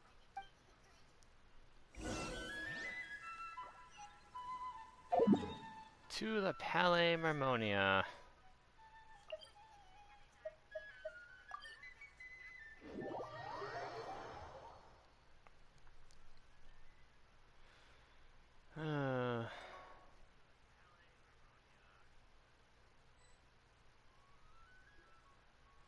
Seeing as we still have some time before my meeting, we might as well enjoy some pleasant conversation while we wait. I'm glad to see you get along with my children. Being surrounded by good companions is necessary for a child's development. You're not planning on doing anything to them, are you? I assume you're referring to Lenny, Lynette, and Fremine. Although, there's that situation with Filial and Nentoy as well. It appears quite a few people have been acting out lately. No matter. I'm not one to discriminate. All those who betray the house meet the same fate. There are no exceptions. Does that mean you're going to kill them? Oh, are you here to beg for their lives? I'm sorry to disappoint, but the rules of the house change for no one. In my organization, everyone is responsible for their own actions. But don't you care about them at all? They really respect you. They even call you father. You must feel something for them. Any organization in which feelings come before principles is one destined for ruin. The House of the Hearth is hardly an exception. You could say our principles are more stringent than most. Perhaps I can offer you this consolation at least. As our guests, you two will not be held accountable along with them. So there's no other outcome, is there? I would imagine Linny, Lynette, and Fremine will be able to keep their lives. As for Filion and Toy and the others, I'm afraid there's little I can do. They can try to escape, but once you know our secrets, there's no getting out alive. But that's awful. Ah, you seem concerned. Out of consideration for my guests, I suppose I could turn a blind eye for a little longer. If Linny and the others manage to dispose of Clairvy in the meantime, all evidence of their wrongdoing will be lost. In that So case, she even knows I about could hardly Clairvy. punish them for something I couldn't prove. Hey, Rem. If their efforts are unsuccessful, on the other hand, all will be held accountable. And the punishment will be severe. It's a deal, then. Of course. Oh, and here. I believe this belongs to you. Do try and keep better track of it next time.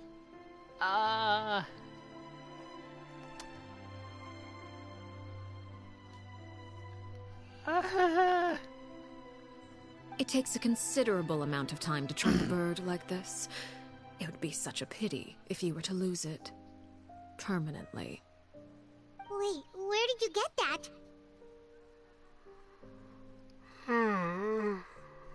Well, I'm afraid that's all the time we have to chat. Now, for the matter at hand. I asked you to meet me here because I have business at the Palais Mermonia. It has nothing to do with you, but I think it would be prudent for you to stick by my side for the time being. There will always be time later to run off and tell Linny what you've learned. Well, time to go. Looks like we wrapped things up just in time.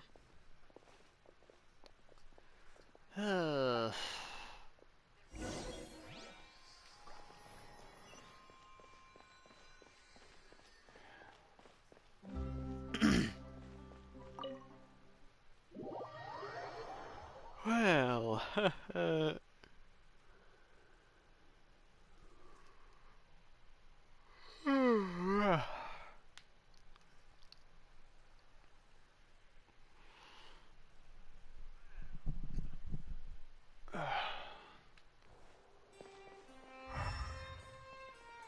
it's been a while since I've been in here. Hey, buddy. Hope you're hanging in there.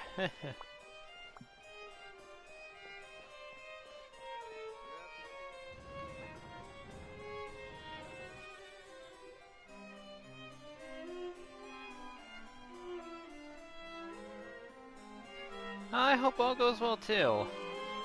Both the stream and the story. It's been a while, Monsieur Neuvillette. I must say, I wasn't expecting my meeting request to be approved quite so quickly. The Palais Mermonia operates with an efficiency worthy of admiration. It is only right that an esteemed diplomat such as yourself should be afforded the proper level of respect. Monsieur Neuvillette. It's been a while. Although, if I may speak plainly, I must confess that I did not anticipate we would have the occasion to meet again after presenting you with the Gnosis. I see you brought the Traveler and Paimon with you as well. If I may inquire as to the purpose of your visit. Oh, I'm sure I will have fun. I'll be departing Fontaine shortly. There is, however, an outstanding matter that I would like to see resolved before I go. It requires a rather lengthy explanation, I'm afraid. So I took the liberty of explaining everything in this proposal. Please review it at your leisure, Monsieur Neuvillette. That's understandable, Rem. Hope you're having fun, though.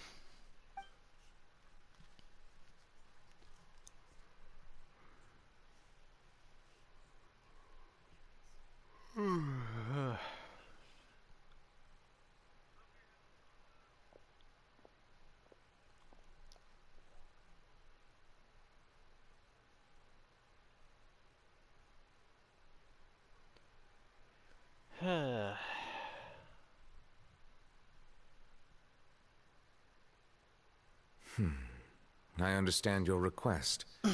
However, at the risk of causing offense, I must admit that I fail to see why you would wish for such a thing. I heard you have a certain fondness for water tasting, Monsieur Neuvillette, so allow me to use water as an analogy. A family is like a large body of water with countless rivers flowing in and out. As someone who watches over this system, I would hope that each river that flows from the source will eventually reach the ocean. Of course, objectively speaking, I know this is impossible.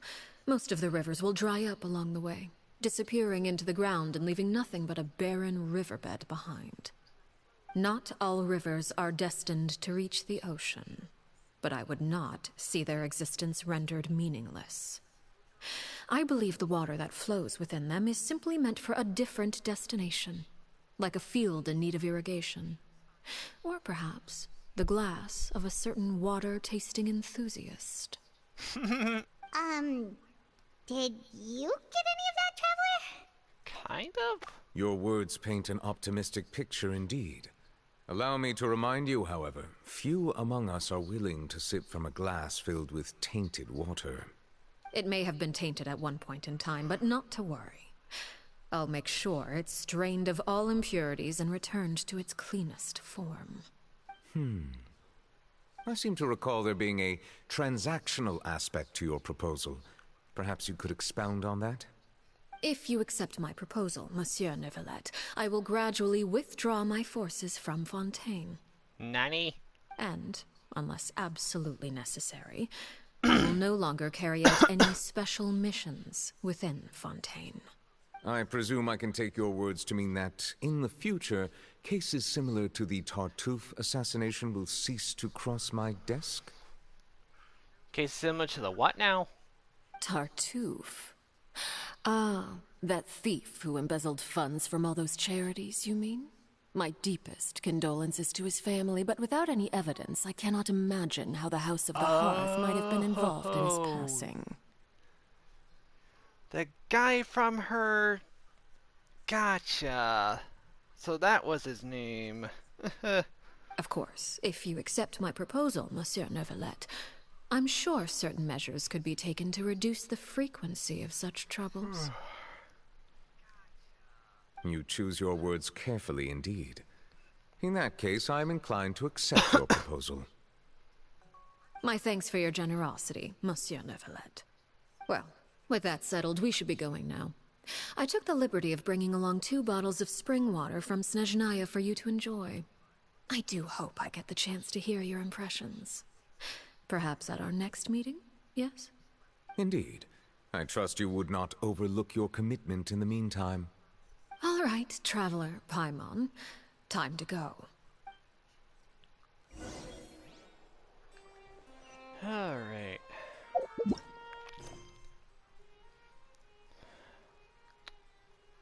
Birds in a cage.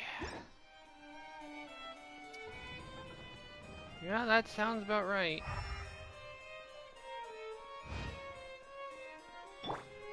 You know what?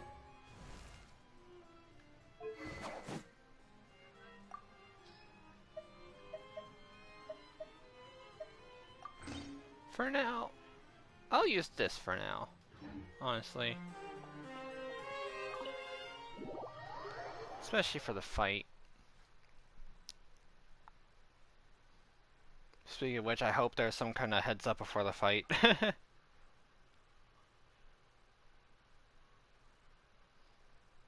Cause, my traveler is not battle ready.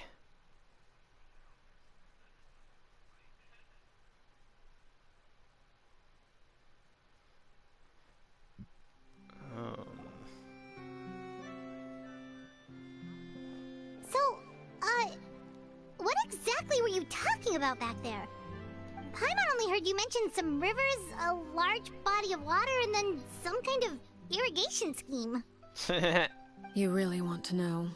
I would imagine there might be more pressing concerns at the moment. Winnie, Paimon really hopes everything's going okay. Oh, Paimon recognizes that look. You've got your ticket cap on, don't you, Traveler?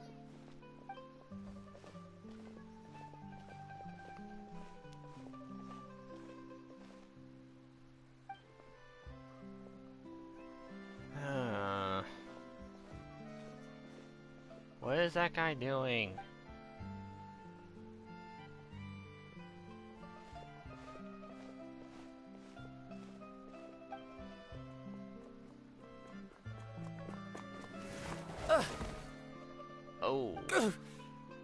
Oh, shoot. Are you alright? Oh, jeez. I'm so sorry. I was so focused on selling these papers, I wasn't looking where I was going. I wasn't paying attention either, so Well, no issue. let me make it up to you at least. Here, take this paper. On the house. Oh, you don't have to give us anything. Please, I want to. It's not like I'm short on supply. All the extras will be useless come tomorrow anyway. It's my fault, really. I was just trying to bring home some extra mora for the family, but I bit off more than I can chew. I haven't had many takers today, so I'm still swimming in papers. What's going on here? Nothing much. I just ran into your friend here on accident. I should probably get going, actually, so... Hold on. Of course, I'm happy to compensate you with mora, it's just... I don't have any on me at the moment. I'll take 3 papers. Here, your payment. Oh! Thank you for your patronage. May the Archons bless you with good fortune. If only I had the chance to run into such generous customers every day. I should probably just take on a smaller inventory though, right? I'm getting married soon, so sometimes it's hard to not get ahead of myself. Anyway, I should head out. Goodbye! Well, now that my affairs are settled, we should take the boat back to Poisson. We've even acquired some light reading to enjoy along the way. Actually, why don't we...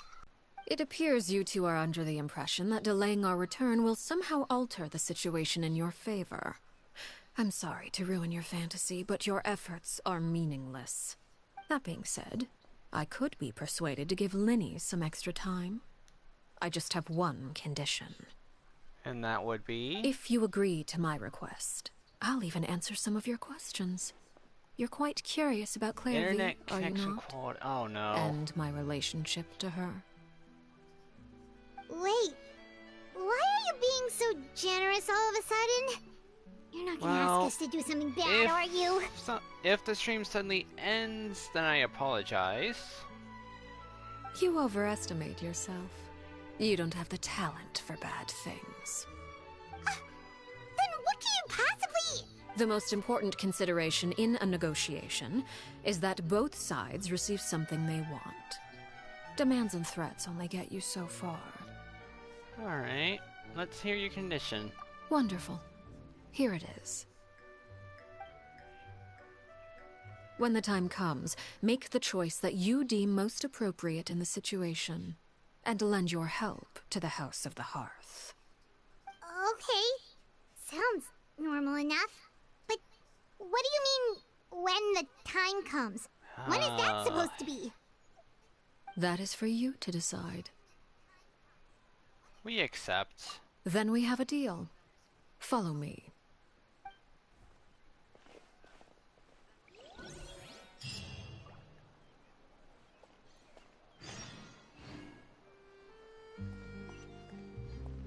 To the nameless ruin.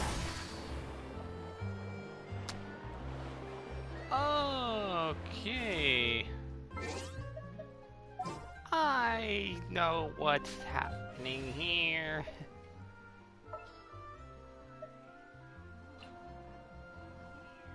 A walk would be nice. Alright. This should be good.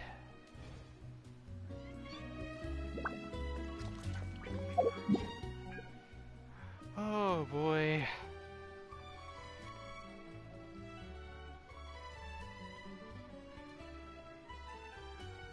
Yep. Yep, I knew it.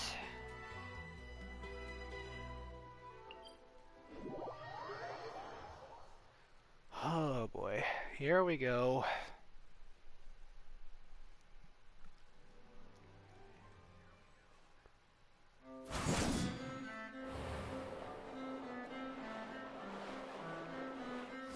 I love that animation though, sprinting.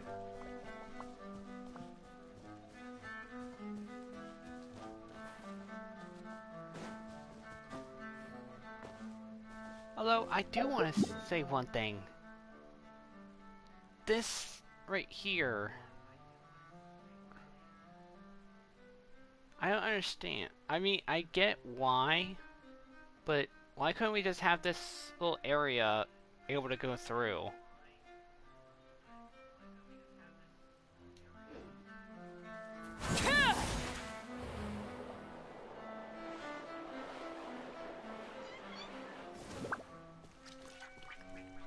That always did bother me. Like, for example, right now.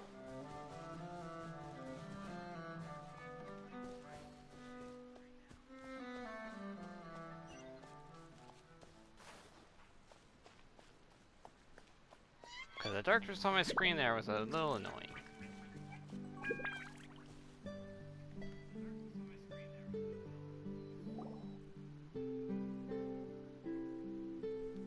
What is this place? Somewhere long forgotten by everyone. It used to be a grand building. Now it's nothing more than a pile of rubble. No one comes here anymore, nor does anyone care about what once happened here. Although, this place does have something to do with the story I'm about to tell you. It was before I became a Harbinger, and before Linny and the others joined the House of the Hearth. Due to certain events, I first killed Clairvy and then her mother. And this is where it all happened. You were the one that killed Clairvy? Why, though? Patience now. Allow me to explain Clairvy's side of the story first. I'll start from the beginning. Clairvy was 6 years old when she was brought by her mother, Crucibina, to live in the House of the Hearth. From the outside, it seemed like a fairy tale. A thriving family made up of kind adults and friendly children. Crucibina was the Knave at that time, and the House of the Hearth was under her control. She was Clairvy's mother by blood, but she was also the mother to all the children in the house. Oh, that's even worse. Clairvy was happy here, for a time. But she quickly realized that being part of this family wasn't a fairy tale at all.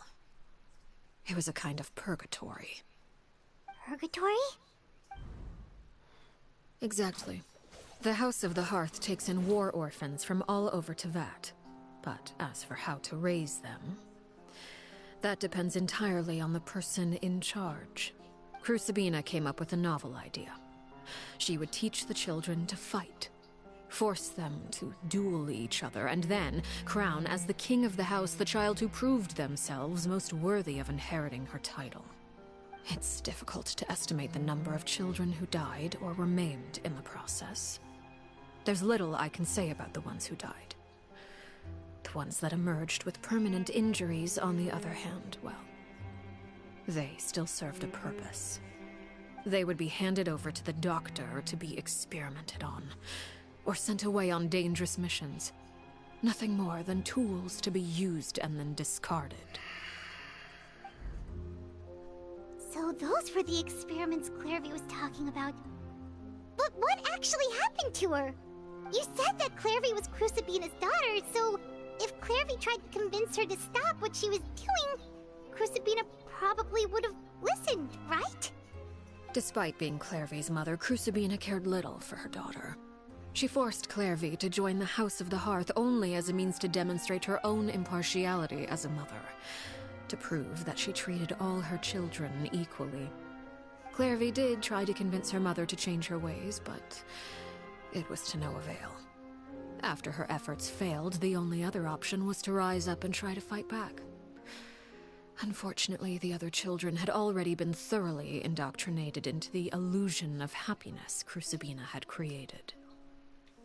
Of course, there was one exception. Someone Clairvy's age who knew the truth about the House of the Hearth. Her name was Peruere. You mean Perry?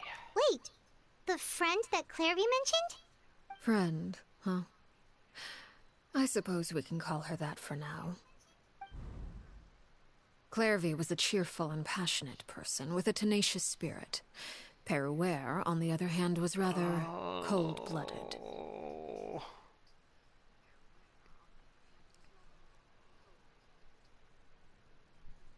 Her cold-blooded nature allowed her to see through Crucibina's facade. Yet, it was also this cold-bloodedness that prevented her from acting against it. At least at first. While Clairvy longed for freedom, Peruware was convinced that, amid all the fighting and violence, she would make it until the end. Despite their differences, the two became fast friends, united by their knowledge of the truth. Clairvy told Peruware that she hoped to create a real family, where no one would be killed or sacrificed. There may have been a certain naivete to her ideas, but Clairvy proved her determination many times over. She tried countless times to run away, ask for help, or expose the truth. But her efforts only earned her beating after beating. The only thing that kept her going was her strength of will. Even with her body racked with pain, she would still stand on her tiptoes and open the window at night. She and Peruware would look out at the moon together, a fierce longing for freedom shining in her eyes. But one day that light simply vanished. Oh no. What happened? Her hopelessness resulted from a culmination of things. 10 years had passed. 10 years worth of failure after failure.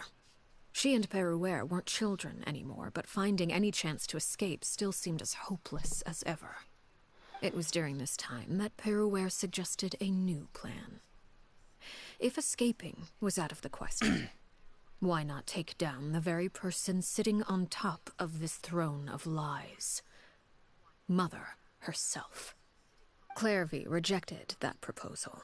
She claimed that, as a famous harbinger, Crucibina possessed an unimaginable amount of power.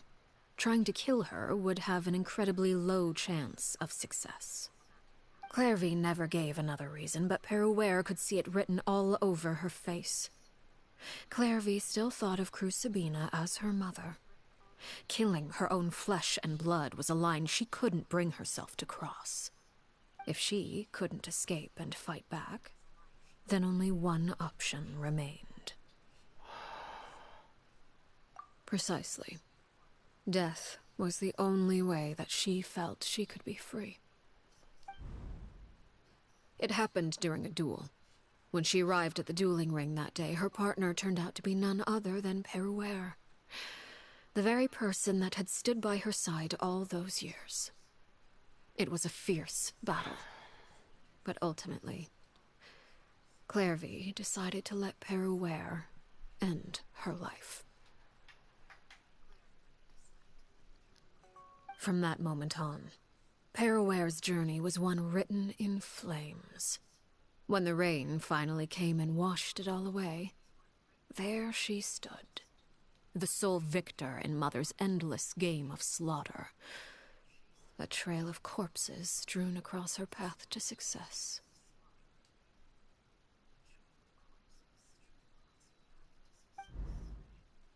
It was the very result she had predicted 10 years prior. Even then, she believed she would make it until the end. She wasn't surprised by the fact that she emerged as Mother's undisputed heir. Rather, her success left her with an inexplicable sense of restlessness. She was unsettled. And there was only one thing that could quell that sensation. Perhaps you two would like to take a guess as to what it was? Crucibina, you mean? But... Correct. This is the place where Peruware killed her best friend. A mere year later, this is also the place where she fought tooth and nail to kill the mother they shared.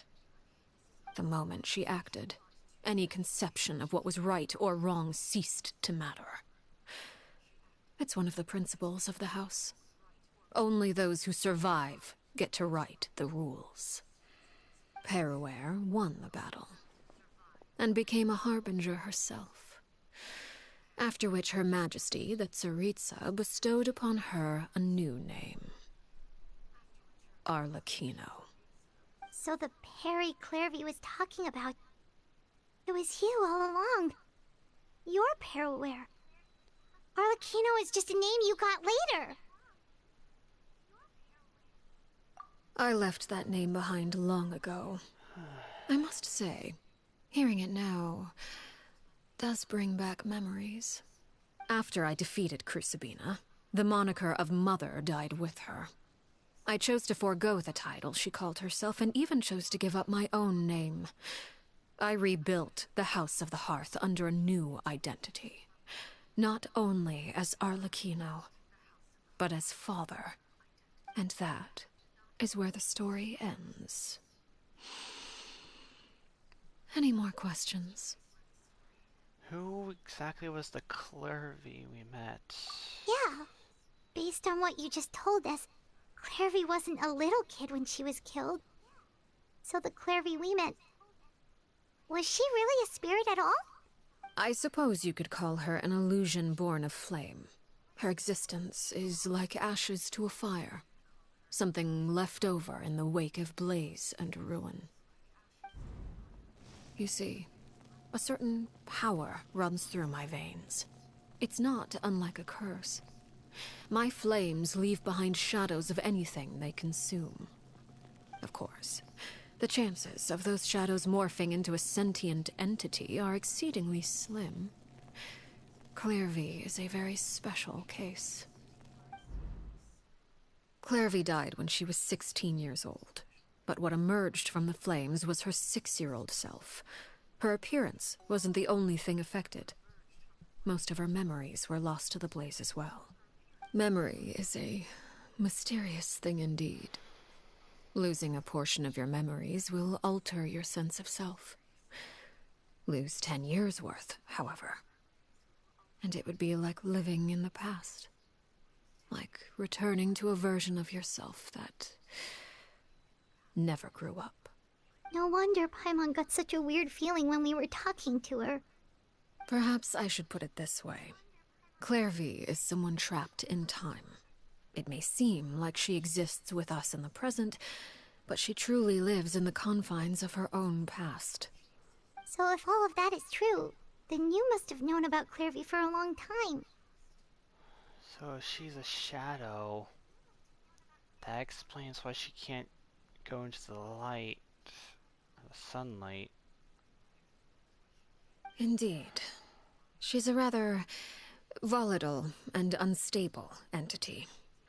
Sometimes she would look after the children. She's even saved some of their lives. But other times, she would hide from me and become obsessed with revealing the truth about the house to anyone who will listen. Shadows don't have the capacity to learn or grow. Any new information they encounter is quickly forgotten over time. Your attempts to expose Clairvy to sunlight, they failed, yes? The reason is actually quite simple. In Clairvy's mind, the house is impossible to escape, and it is this very perception that traps her there. But no matter. All I have to do is kill her again, and all will be resolved. I don't anticipate so much as a single speck of ash will be left behind this time. Wait! Paimon can understand why you might want her gone, but isn't there another way? So what if she's trapped in her 6-year-old self? She's still your friend! At least talk to her first! It's too late for that. She broke the rules, and now she must be punished. That goes for Filial and Nantoy as well. She's had quite the effect on them.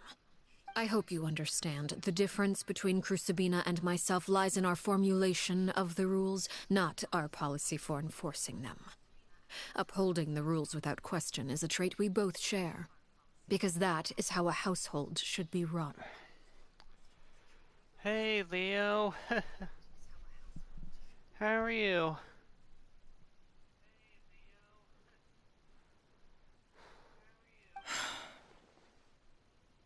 Is this really what you want to do?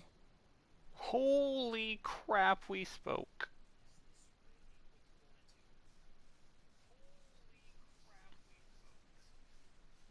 You know you can always message me on MeWe, right? I'm glad you're doing alright. Whatever could you mean? Don't you want to say a proper goodbye at least?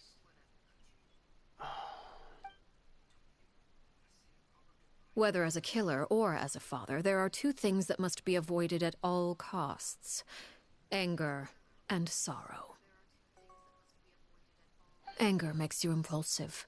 Sorrow causes you to waver. Well, it appears it's about time to proceed. Before we arrived, I told some of my well-behaved children to bring our troublemakers here by nightfall. I do believe I've kept my end of the deal. I gave your friends quite a bit more time. As for what happens now, we'll just have to wait and see. Oh no, the music. I've been alright. Just no energy to do much lately. Oh no. Here they are, Father.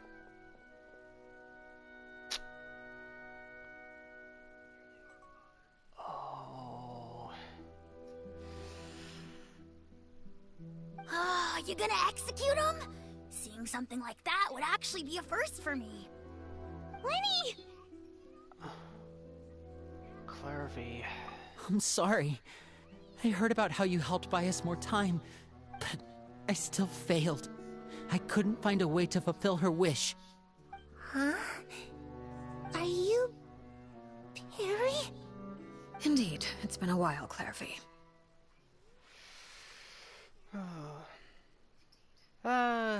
Kind of a combination of two things, the heat and other stuff. Oh, God. Perry! Shh. Stay right there. I'm sorry to postpone our reunion, but first, I believe certain scores need settling. Uh-oh, here we go. Father, let me explain. Out of my way. Father! You chose to conceal a threat to the house, and for that, you must be punished.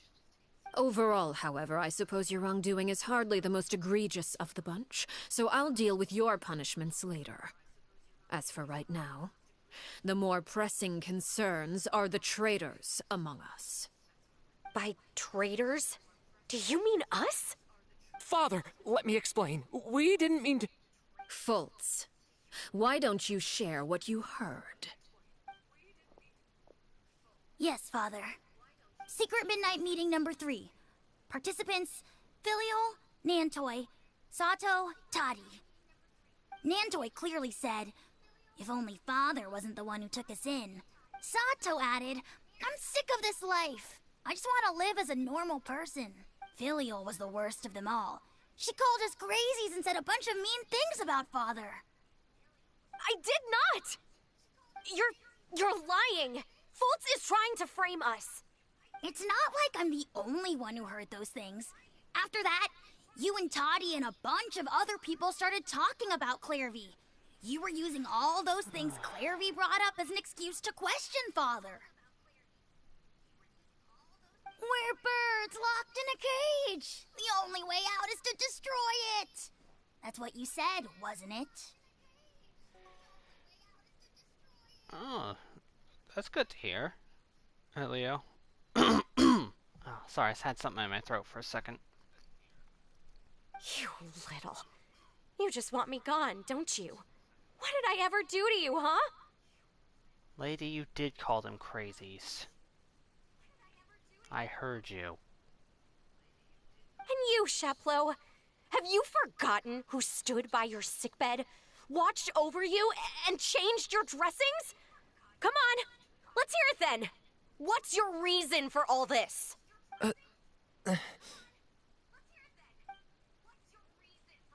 You're wrong, Filial. We don't want you to die. You're our family. Liar. You wouldn't be doing this if that were the case. So why? Why have you backed us into a corner? We all live in the House of the Hearth. You know the type of work we do, Filial. A single betrayal can cost dozens of us our lives. It's not like it's never happened before. That kind of thing is hard to forget. That's why the House of the Hearth cannot tolerate any form of betrayal. Ever since we came to Poisson, you've had 7 secret meetings. A lot of the things you talked about really crossed the line. You've been spying on us for half a month? Wait a second.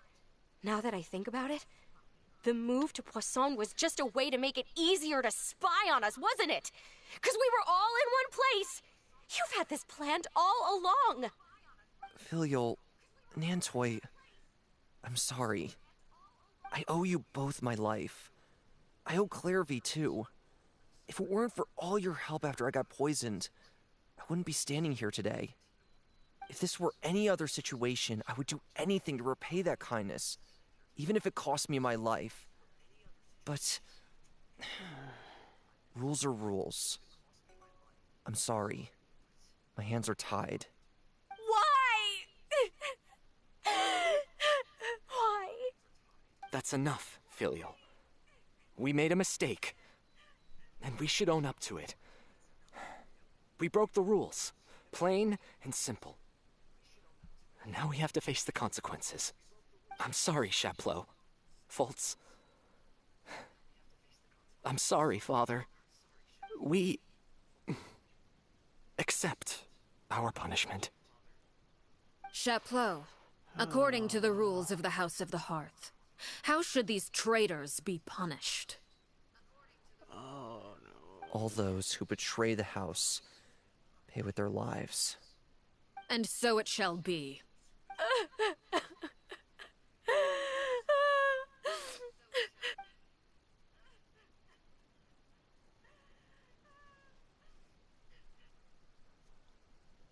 Father, please wait! Something you want to say, Linny? Please reconsider, Father. What Filial and the others did, does it really count as betrayal? We all come from broken families. From the very first day we joined the House of the Hearth, we wanted nothing more than to make it a real home. But the truth is, none of us know what a real home should look like. I'm not saying I have all the answers. All I know is this. Killing Filial and the others may uphold the rules, but doing so will only bring us further away from being a real family than we've ever been. So please, Father, please, reconsider. I agree with Linny. Father, please. Linny, you... I also agree with Linny. An order once given cannot be rescinded. However, given the extent of your determination, I suppose we shall have to go about this a different way. Draw your weapons and face me. Our weapons? Father, are you referring to a duel? Precisely. The rules of the house will not be altered. Traitors must be punished. However, resolving disputes with a duel is also one of our rules, one that also applies to me. Demonstrate a sufficient showing of strength, and I shall offer a concession. Wait. Beat Father in a duel? Impossible. Father is way too strong, even for Lenny.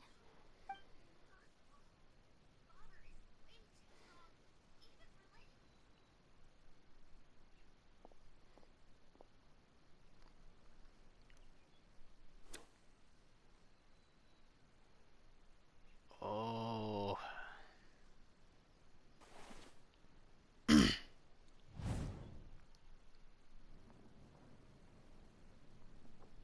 Did you hear that, Traveler? Yep. Lenny and the others have to duel the Knave. What should we do? Can they really win something like that? If they lose, those people from the house are really gonna be executed. Hey, are you listening?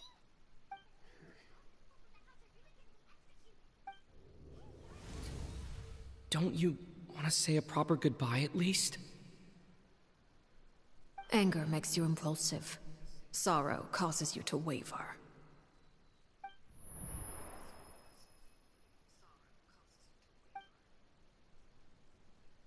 Oh. Looking at that expression on her face, she seems really serious about this. Guess that means there's no chance she's throwing the duel on purpose, huh? When guests are around, families are often on their best behavior. And any disputes are less likely to escalate. When the time comes, make the choice that you deem most appropriate in the situation, and lend your help to the House of the Hearth. What's wrong, Traveler? Hey, where are you going? I'm going to lend my help to the House of the Hearth, Paimon. Traveler? Time to see what the Fourth Harbinger can do. You're asking to join the duel against the Knave? I'll allow it. We do have a ready-made dueling ring at our disposal, after all. All I would advise is this. Keep a firm grasp on your weapon, and give it your all. Any less, and you may just lose your life. All right.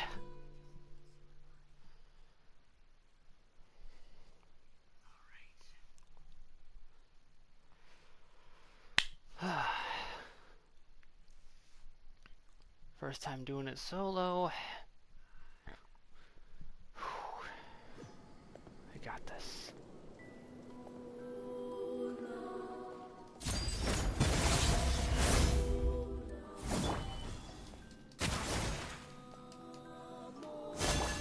Yoo-hoo!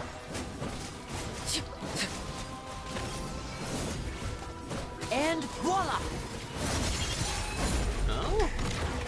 Now that's more like it. What pitiful attacks. I thought I taught you better.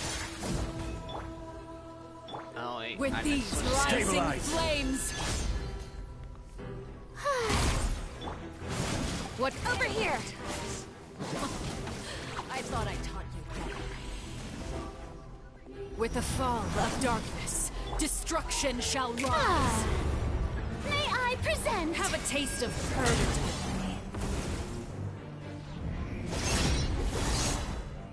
Hey! Look out! Trapped like a bunch of helpless animals. Helpless, huh? Oh, you... With these rising flames.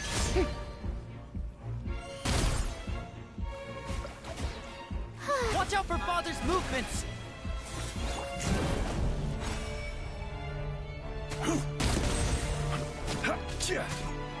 Solidify!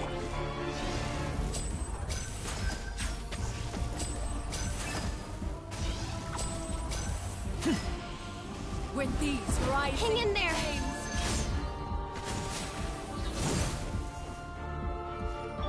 Overruled. Stabilize! I will have order! Trapped like a bunch of helpless animals. Is it my turn? Getting gear! Not bad. You've proven to be a worthy opponent after all. The show begins!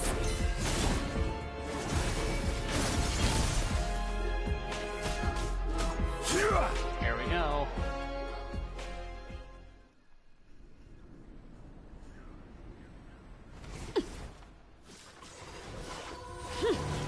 Oh.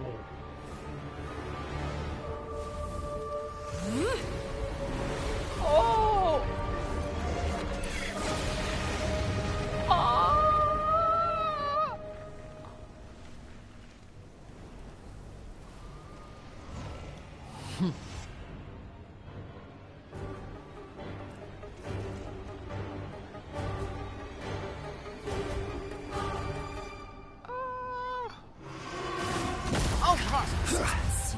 Gosh dang it. My blade is all that remains. Now's our chance! Over here. Here comes the finale. Step right up! I did not mean to do that.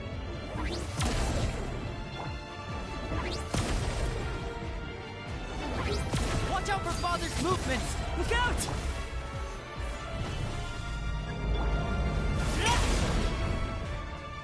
This is where your punishment, made manifest, laid bare. May I present? Now's our chance! Over here. So this is only the beginning.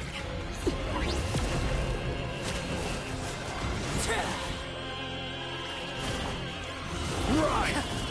Oh.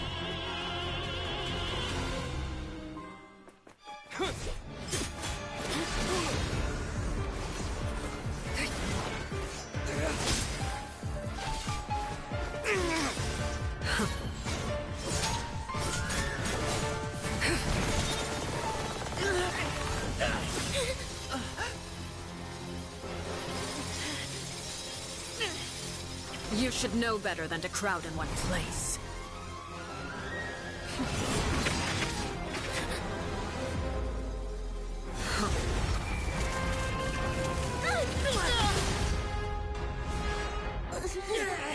Oh, I know.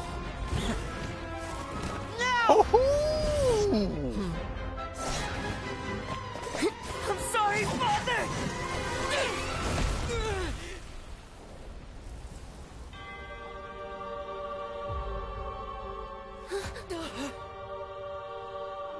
Sorry for what? This pitiful excuse for an attack.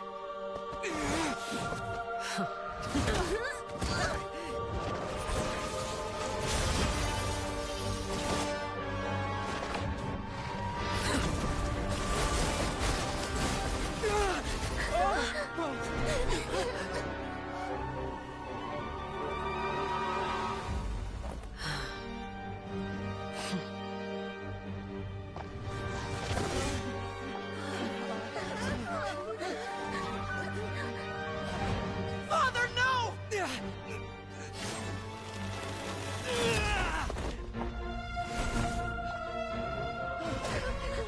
Made it out, did you?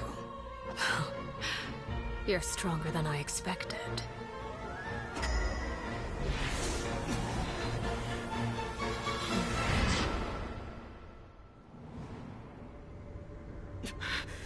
A crimson moon?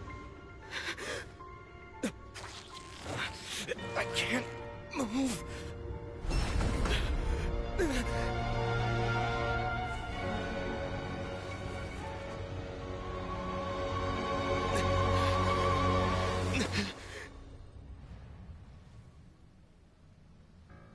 Still, not strong enough to beat me.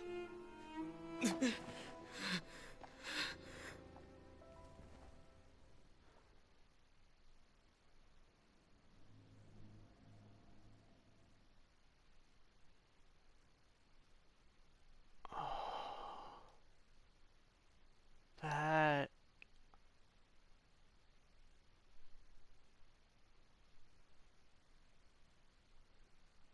Holy shit.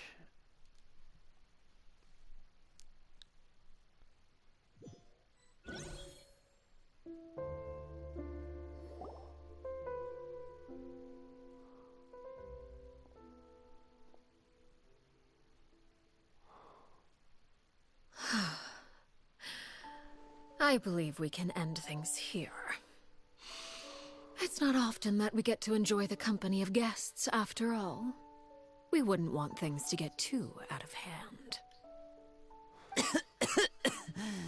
Brother, are you all right? Linny. Given that I am the victor of this duel, as agreed, the punishment stands. No! I never thought things would end like this. However, everyone involved in the duel demonstrated a remarkable level of strength and determination. In light of this, I'm prepared to change the method of execution. Elwar, the bottled flames I gave you for safekeeping. Do you still have them? Yes? I wasn't sure what they were for, but I've kept them super safe. I didn't lose a single one. Wonderful. Then, in just a moment, I'll have you administer them. Bottled flames? Indeed. They're the product of a secret experiment. Under certain special circumstances, flames can be extracted from my person and preserved.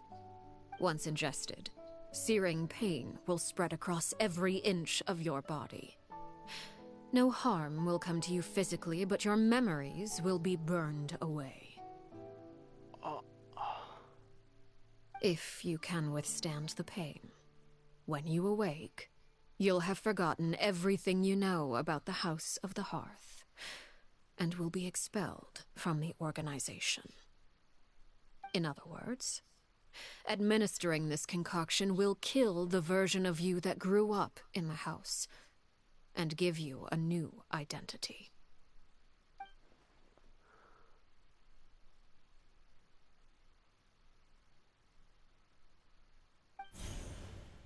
Memory is a mysterious thing indeed. Losing a portion of your memories will alter your sense of self. Oh my god.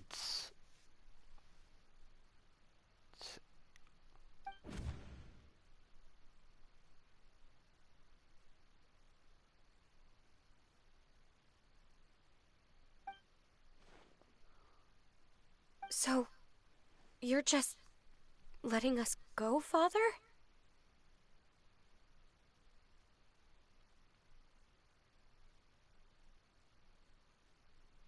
You misunderstand. Memories are extremely important. Once consumed by flame, the version of you standing before me will die, and our secrets will die with you. So no, I don't intend to just let you go, because the person who survives will be nothing but a stranger. Even so, I won't have to live in fear anymore. I'm sorry, Father. I'm sorry I let you down. But I really...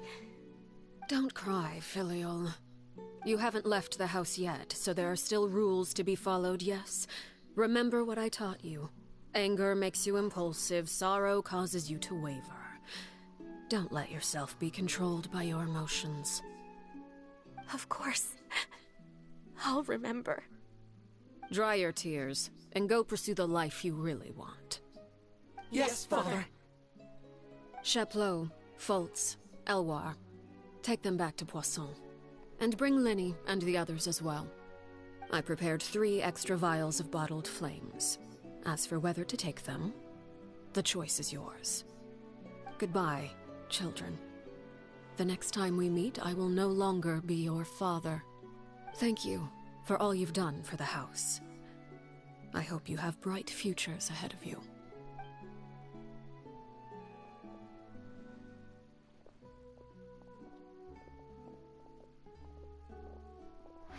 Father. Let's go.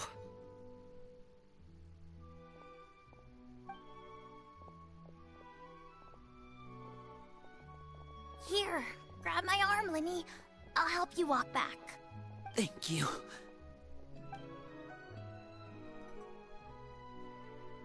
Oh. Clairvy.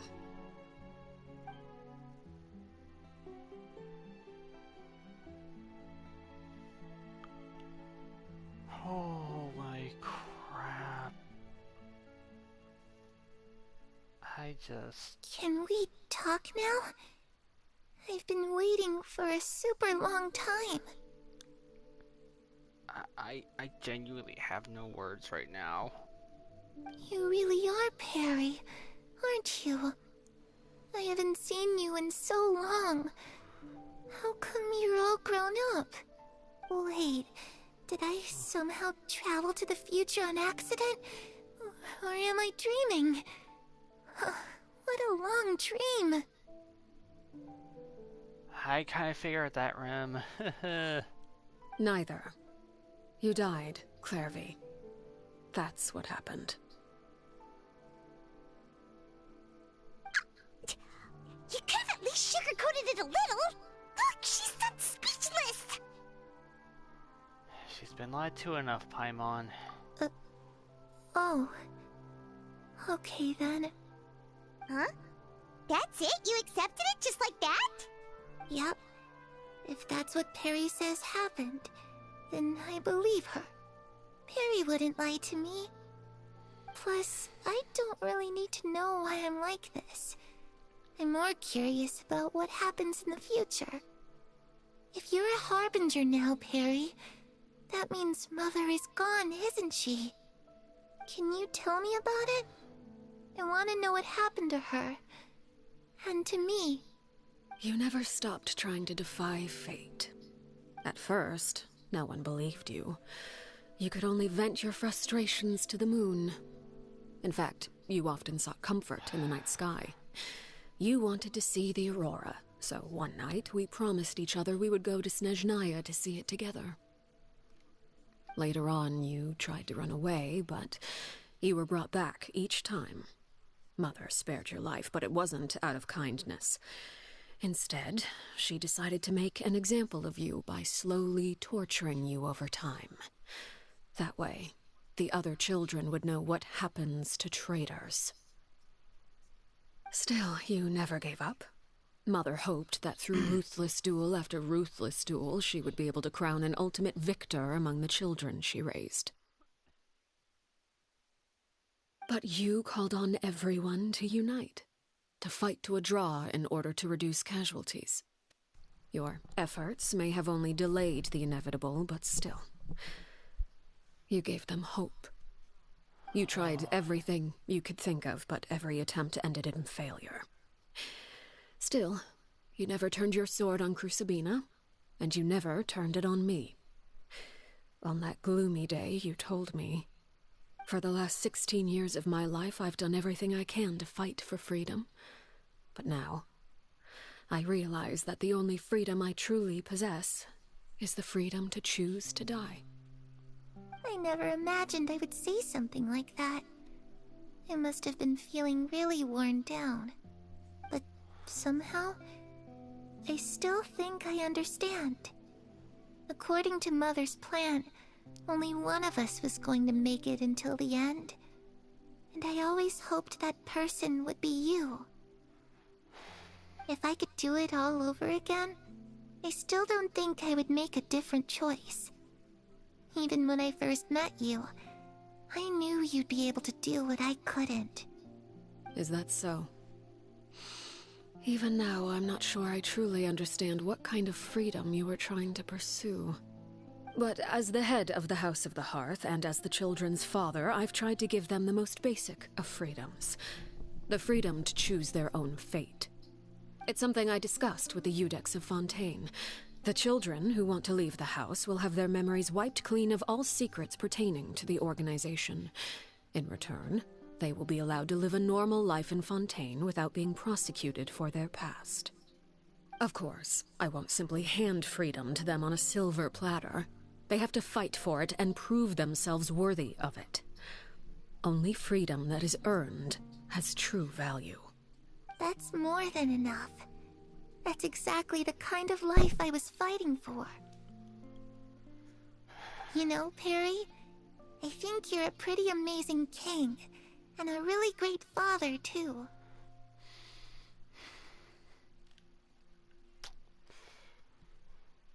Oh, God.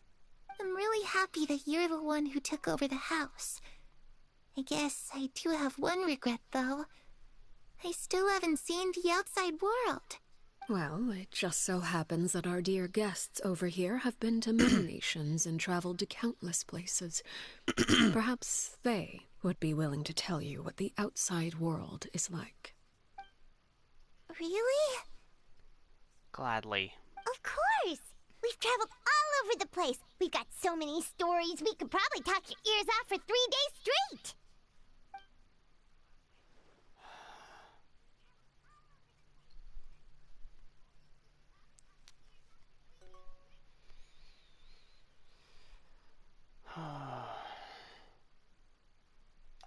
You know, I used to dream of being a bard. Playing the lute while singing into the winds of freedom. Even if there was no one there to listen, I would have continued to sing no matter what.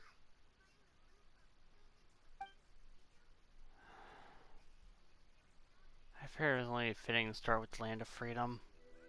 Ah, that's where Mora comes from. I never knew that before. If I had some Mora, I would buy 3 new dresses. One for me, one for Perry, and one for Mother. It's just too bad Perry doesn't like wearing dresses. And Mother, well, she probably wouldn't accept something like that either. I guess I'd just have to keep them all for me then. I could wear a different one every day.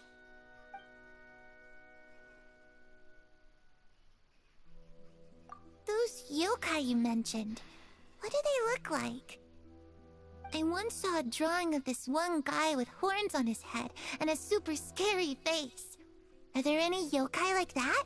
Oh, yeah. Oh, sounds like you're talking about an Oni. Yep, we've met one, and let Paimon tell you, they're not nearly as scary as they look.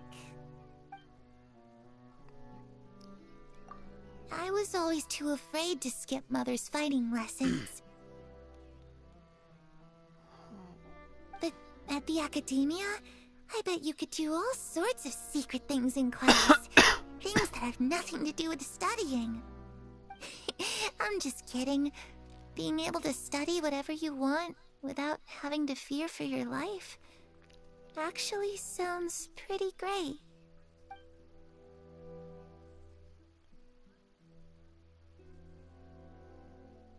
The situation was super dangerous. Lenny and Lynette were accused of committing a crime, and they were going to have to stand trial at the Opera Epicles. Oh no, that must have been hard for all of you. What happened next? Don't worry, we were able to turn the situation around super quickly. All thanks to Detective Paimon, of course.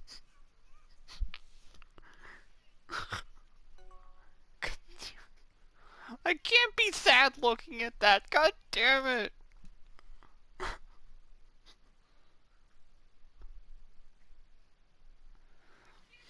Oh, I cannot be sad looking at that.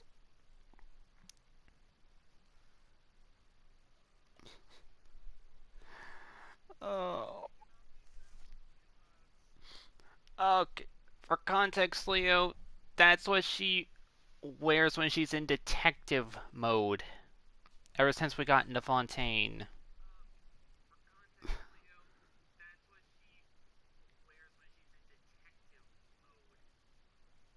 Oh.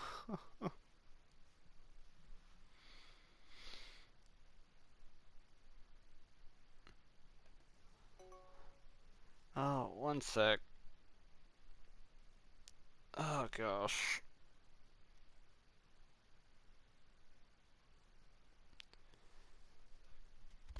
Sorry, just wiping some tears away.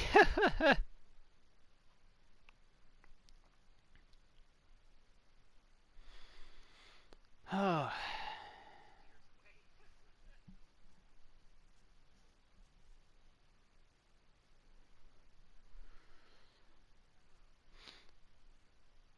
Ah, someone new in the chat. Hey there.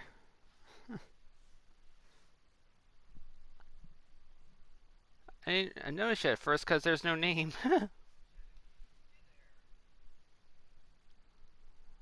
Well, welcome to the channel.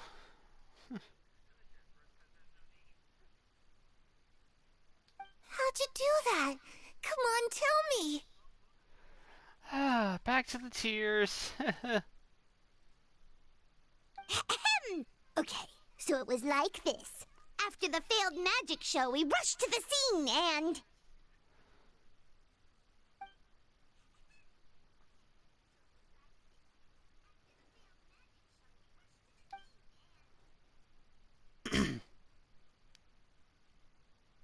Shadows don't have the capacity to learn or grow.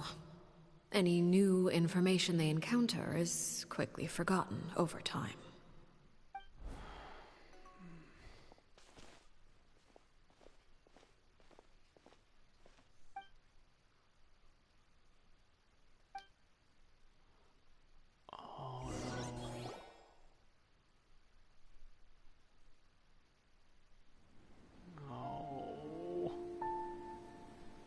Clairvy, God, not you've worked tirelessly from the shadows to overthrow the House of the Hearth.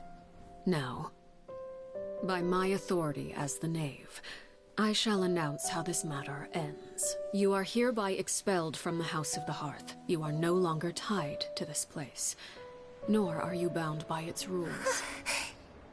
You're saying that I can finally leave? I get to experience the outside world as well? Oh, I almost forgot. There's no getting older for me. Still, seeing who you grew up to be makes me really happy, Parallel.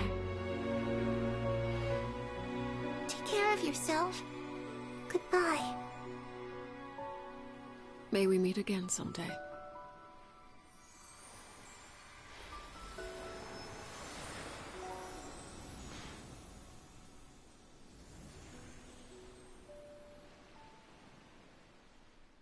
Clairvy.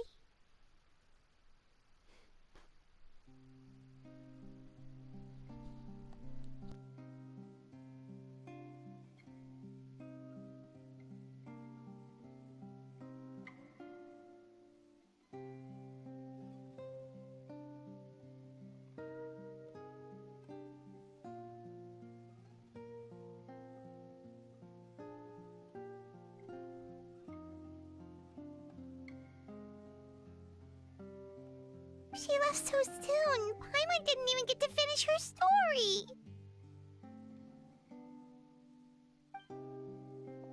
I also have certain sentiments left unsaid. I wanted to tell her that the aurora I saw in Snezhnaya was just as beautiful as the ones in the pictures. But a shadow's memories reset at dawn. Had we delayed any longer, we wouldn't have had the time to say goodbye. Whatever regrets may linger, let them be lost to the coming of a new day.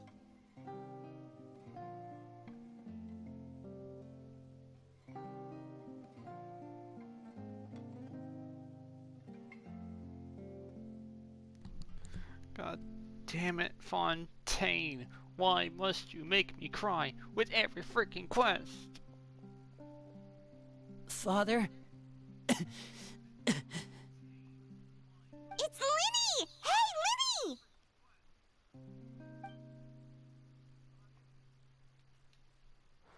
What is he doing back here? Let's go check it out.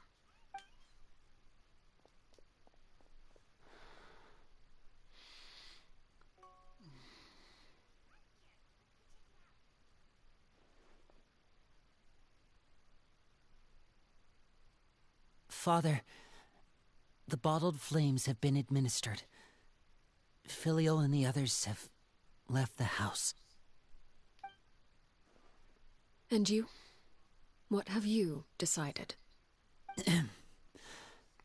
Thank you for giving us that choice, Father. But we never wanted to leave the house. It's the only home we've ever known. I'll have to go back and listen to that.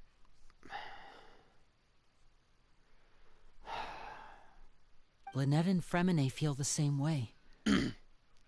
They're recuperating back at the Hotel Bouffe d'été. But I decided to come back and tell you where we stood. Yeah, I had to mute for a minute because I did not trust myself to talk during that. I'm sure you're well aware of the expectations I have for you. I want you to follow in my footsteps and become the next king of the house. Yet you seem to have different ideas. I must admit, I'm rather surprised by your decision to stay.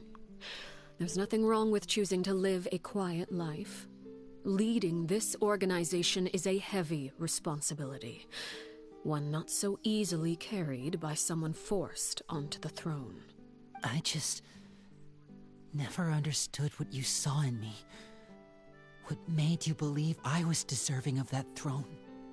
You're brave, talented, and, most importantly, you cherish your family. You would do anything to protect them. even if it costs you your life.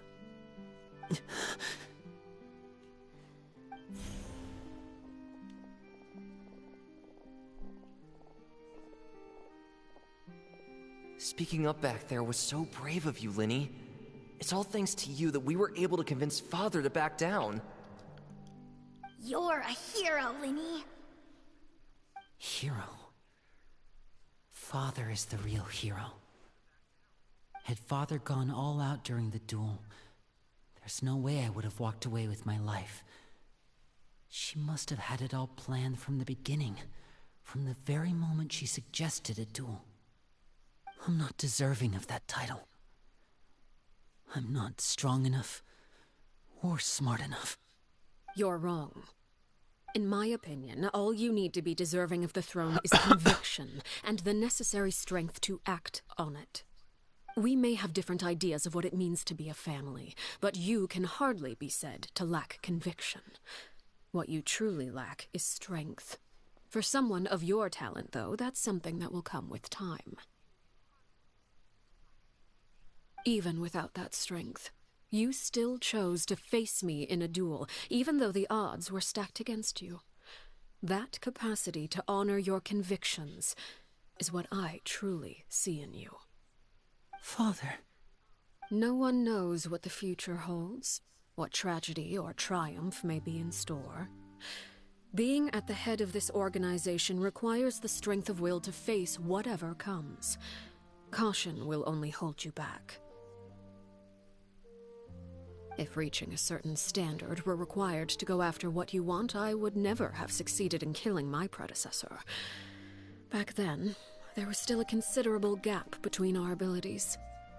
Strength may decide the ultimate victor, but those who let a lack of strength dictate their decisions or undermine their convictions will never be worthy of the throne. I understand, Father. Thank you.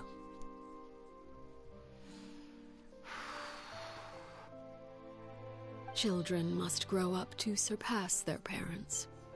Only then can a family continue to flourish. The road ahead is not an easy one, so I'll ask you one last time. Are you certain you want to stay? You've done so much for me, Father, and that kindness must be repaid. Plus, with Project Stuja at hand, there are many dangers ahead, and I, for one, don't intend to back down. Protecting my family at all costs, that's my conviction. Well said, Lenny. Then you're welcome to stay. As for Project Stuja, you need not be too concerned. If those cowardly businessmen and heartless dignitaries try to take us down, I'm prepared to teach them a lesson.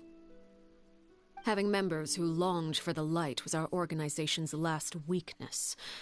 With those members no longer among our ranks, the House of the Hearth is like a spider hiding in the shadows.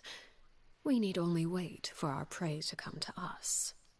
At present, our imperative is to use their plan to our advantage. In doing so, a crimson moon shall rise amid the frigid blizzards of winter.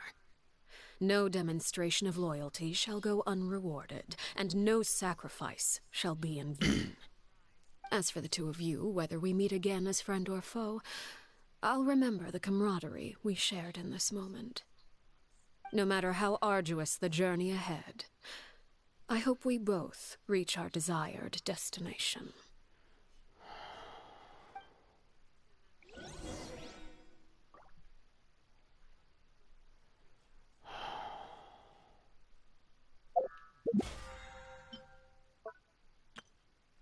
Huh. That counted as a domain challenge.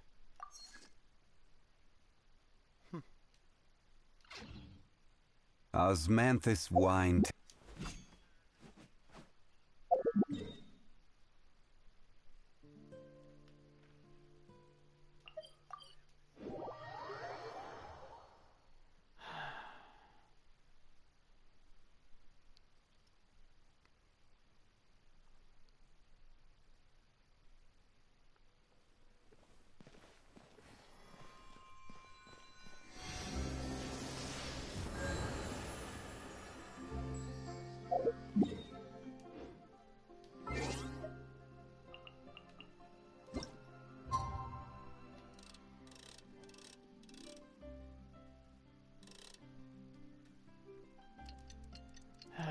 2 days later.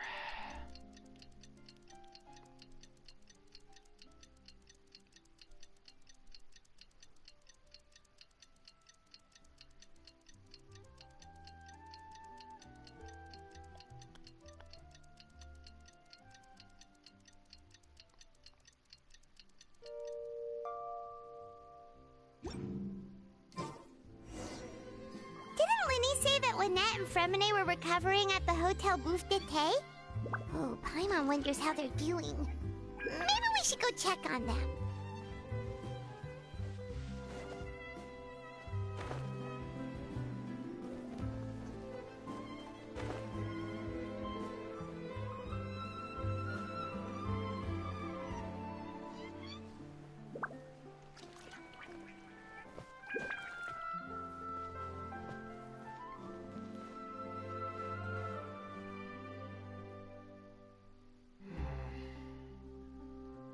Lynette? Fremine? How are you feeling? Much better. Whew, what a relief! What about you? Are you feeling alright? There's no need to worry. I knew you'd come out unscathed. Us, on the other hand, well, we've been bedridden for 2 days. I couldn't even turn over. Oh, and I wanted to ask, is Clairvy gone? Yep. Linny and the other members have left Poisson and returned to the House of the Hearth. According to him, there haven't been any more sightings of a spirit roaming the house. Her wish was fulfilled, Fremine. I see.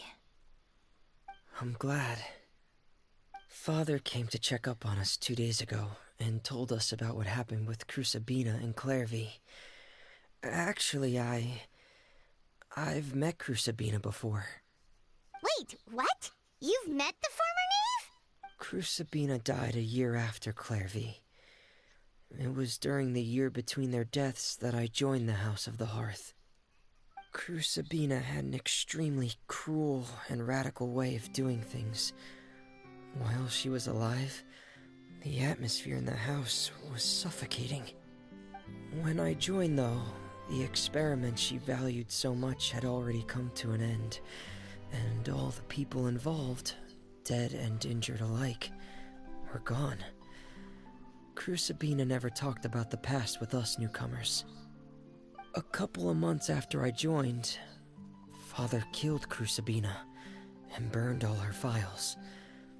With that, the names of all the people subjected to her experiments, Clairvy included, were lost to the flames, along with the painful memories they represented.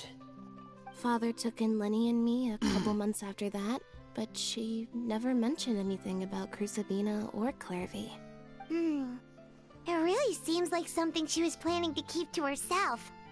The last time you talked to her, did she mention why she kept it a secret for so long? She said she didn't want us to be affected by the darkness of the past. She was worried we'd develop a false sense of gratitude towards her if we knew about it. The foundation of a family should be free of any corrupting influence. Whatever happened in the past, it has nothing to do with who we are now. And that's what Father told us in the end. But I still thanked her for everything. It was only after hearing about what Crucibina did that I finally realized how insignificant our lives could have been. The members of the house meant nothing to her. To say that she valued them in any way, even just as a tool, would probably be giving her too much credit. If Father hadn't taken over the House of the Hearth, I probably would have already... Don't think about that, Fremine. Alright? Father rarely brings up the fact that she saved us. She doesn't believe that being indebted to her should be what ties us together. But even if we didn't owe her anything, we would still choose to stay. Because this is our home. We may have arguments or times when we feel wronged. Some people may even choose to leave. But as long as Father is here, we will always have a home. Whether the path before us is bathed in sunlight or shrouded in shadow, We'll follow Father wherever she chooses to go. So I wanted to say thank you for helping us make it through this crisis. Without your help, we could have lost a lot more along the way. Oh, we didn't do anything, really. Just invite us back sometime and we'll call it even, alright? Of course. You're welcome anytime. Are Filio and Nantoy okay? I actually saw them at a cafe this morning. They didn't recognize me. From what I could tell, they were drinking coffee and talking about one of the operas that started running recently. They seemed happy.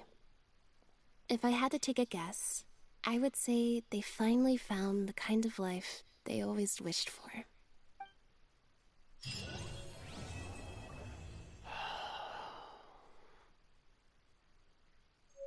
Into the sunlight.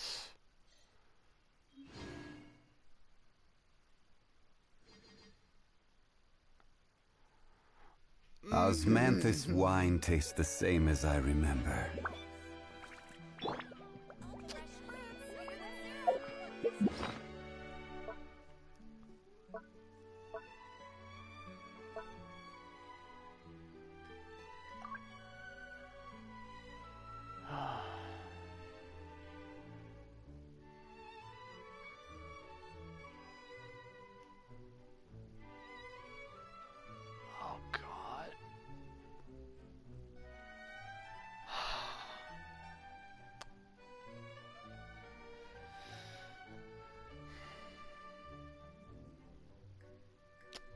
Well,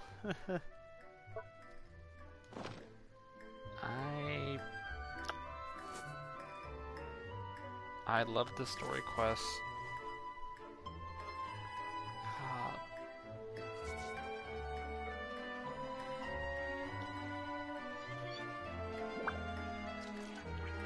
Seriously, what is it with the Fontaine and making people cry?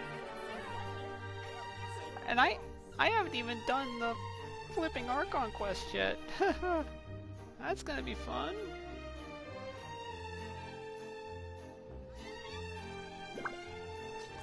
Something you wish to report?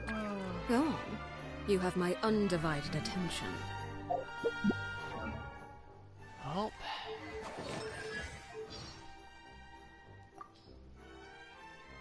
Now that I finished her story quest... For the longest time, there wasn't anything I desired, until the idea came to me to assassinate Crucibina. It was a ludicrous thought then. She was a harbinger, famed and experienced, and nearly everything I knew about fighting was taught by her hand. However, it appears you need only desire something with sufficient intensity and the gods will answer. In the end, I gained a vision. And after making certain sacrifices, I mastered this power. Surpassing one's teacher often requires the pursuit of the unexpected. Well then...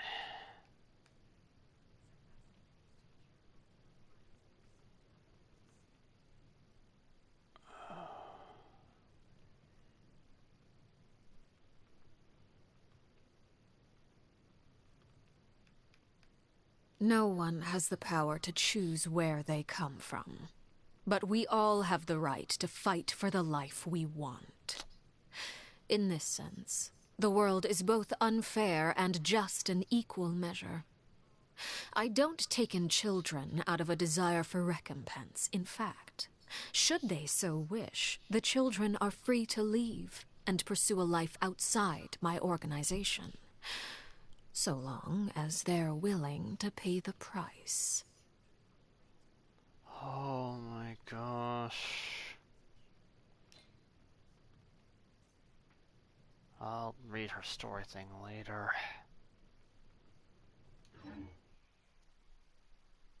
Oh. Ah.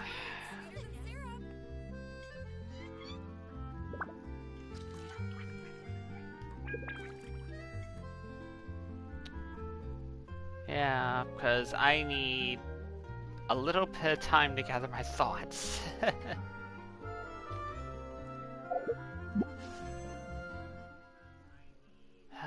only 7 wishes. Oh well.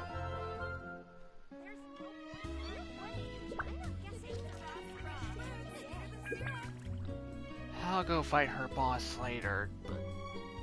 Oh yeah, I fought the boss this week. That's right.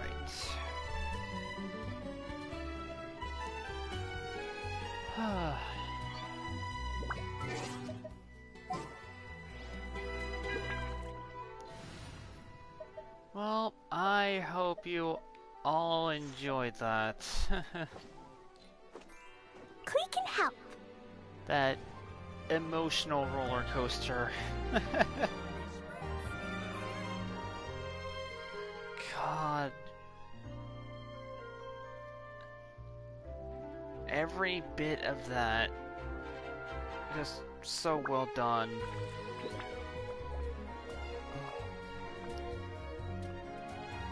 From the way the characters spoke, the emotional expressions, the plot of it, everything. I just loved it. Oh. But why? Why do they have to hurt us emotionally?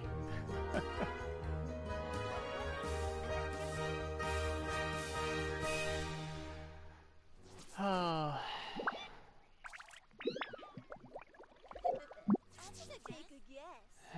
Anyway, that's... Hold on. Okay, yeah, it's completely out of there. Well, that's this stream. I'll be doing the Archon quest hopefully sometime this week. Well, I hope you all enjoyed that. Feel free to subscribe, hit the like button, all that other stuff. I will be getting to finishing up other games I've been playing eventually. There is a game I've never played before that I want to stream, so I do need to work on finishing those other games. But for now, like I already said, all the like and stuff things. Ugh, my head's such a mess after this. I hope you all have a howling good day.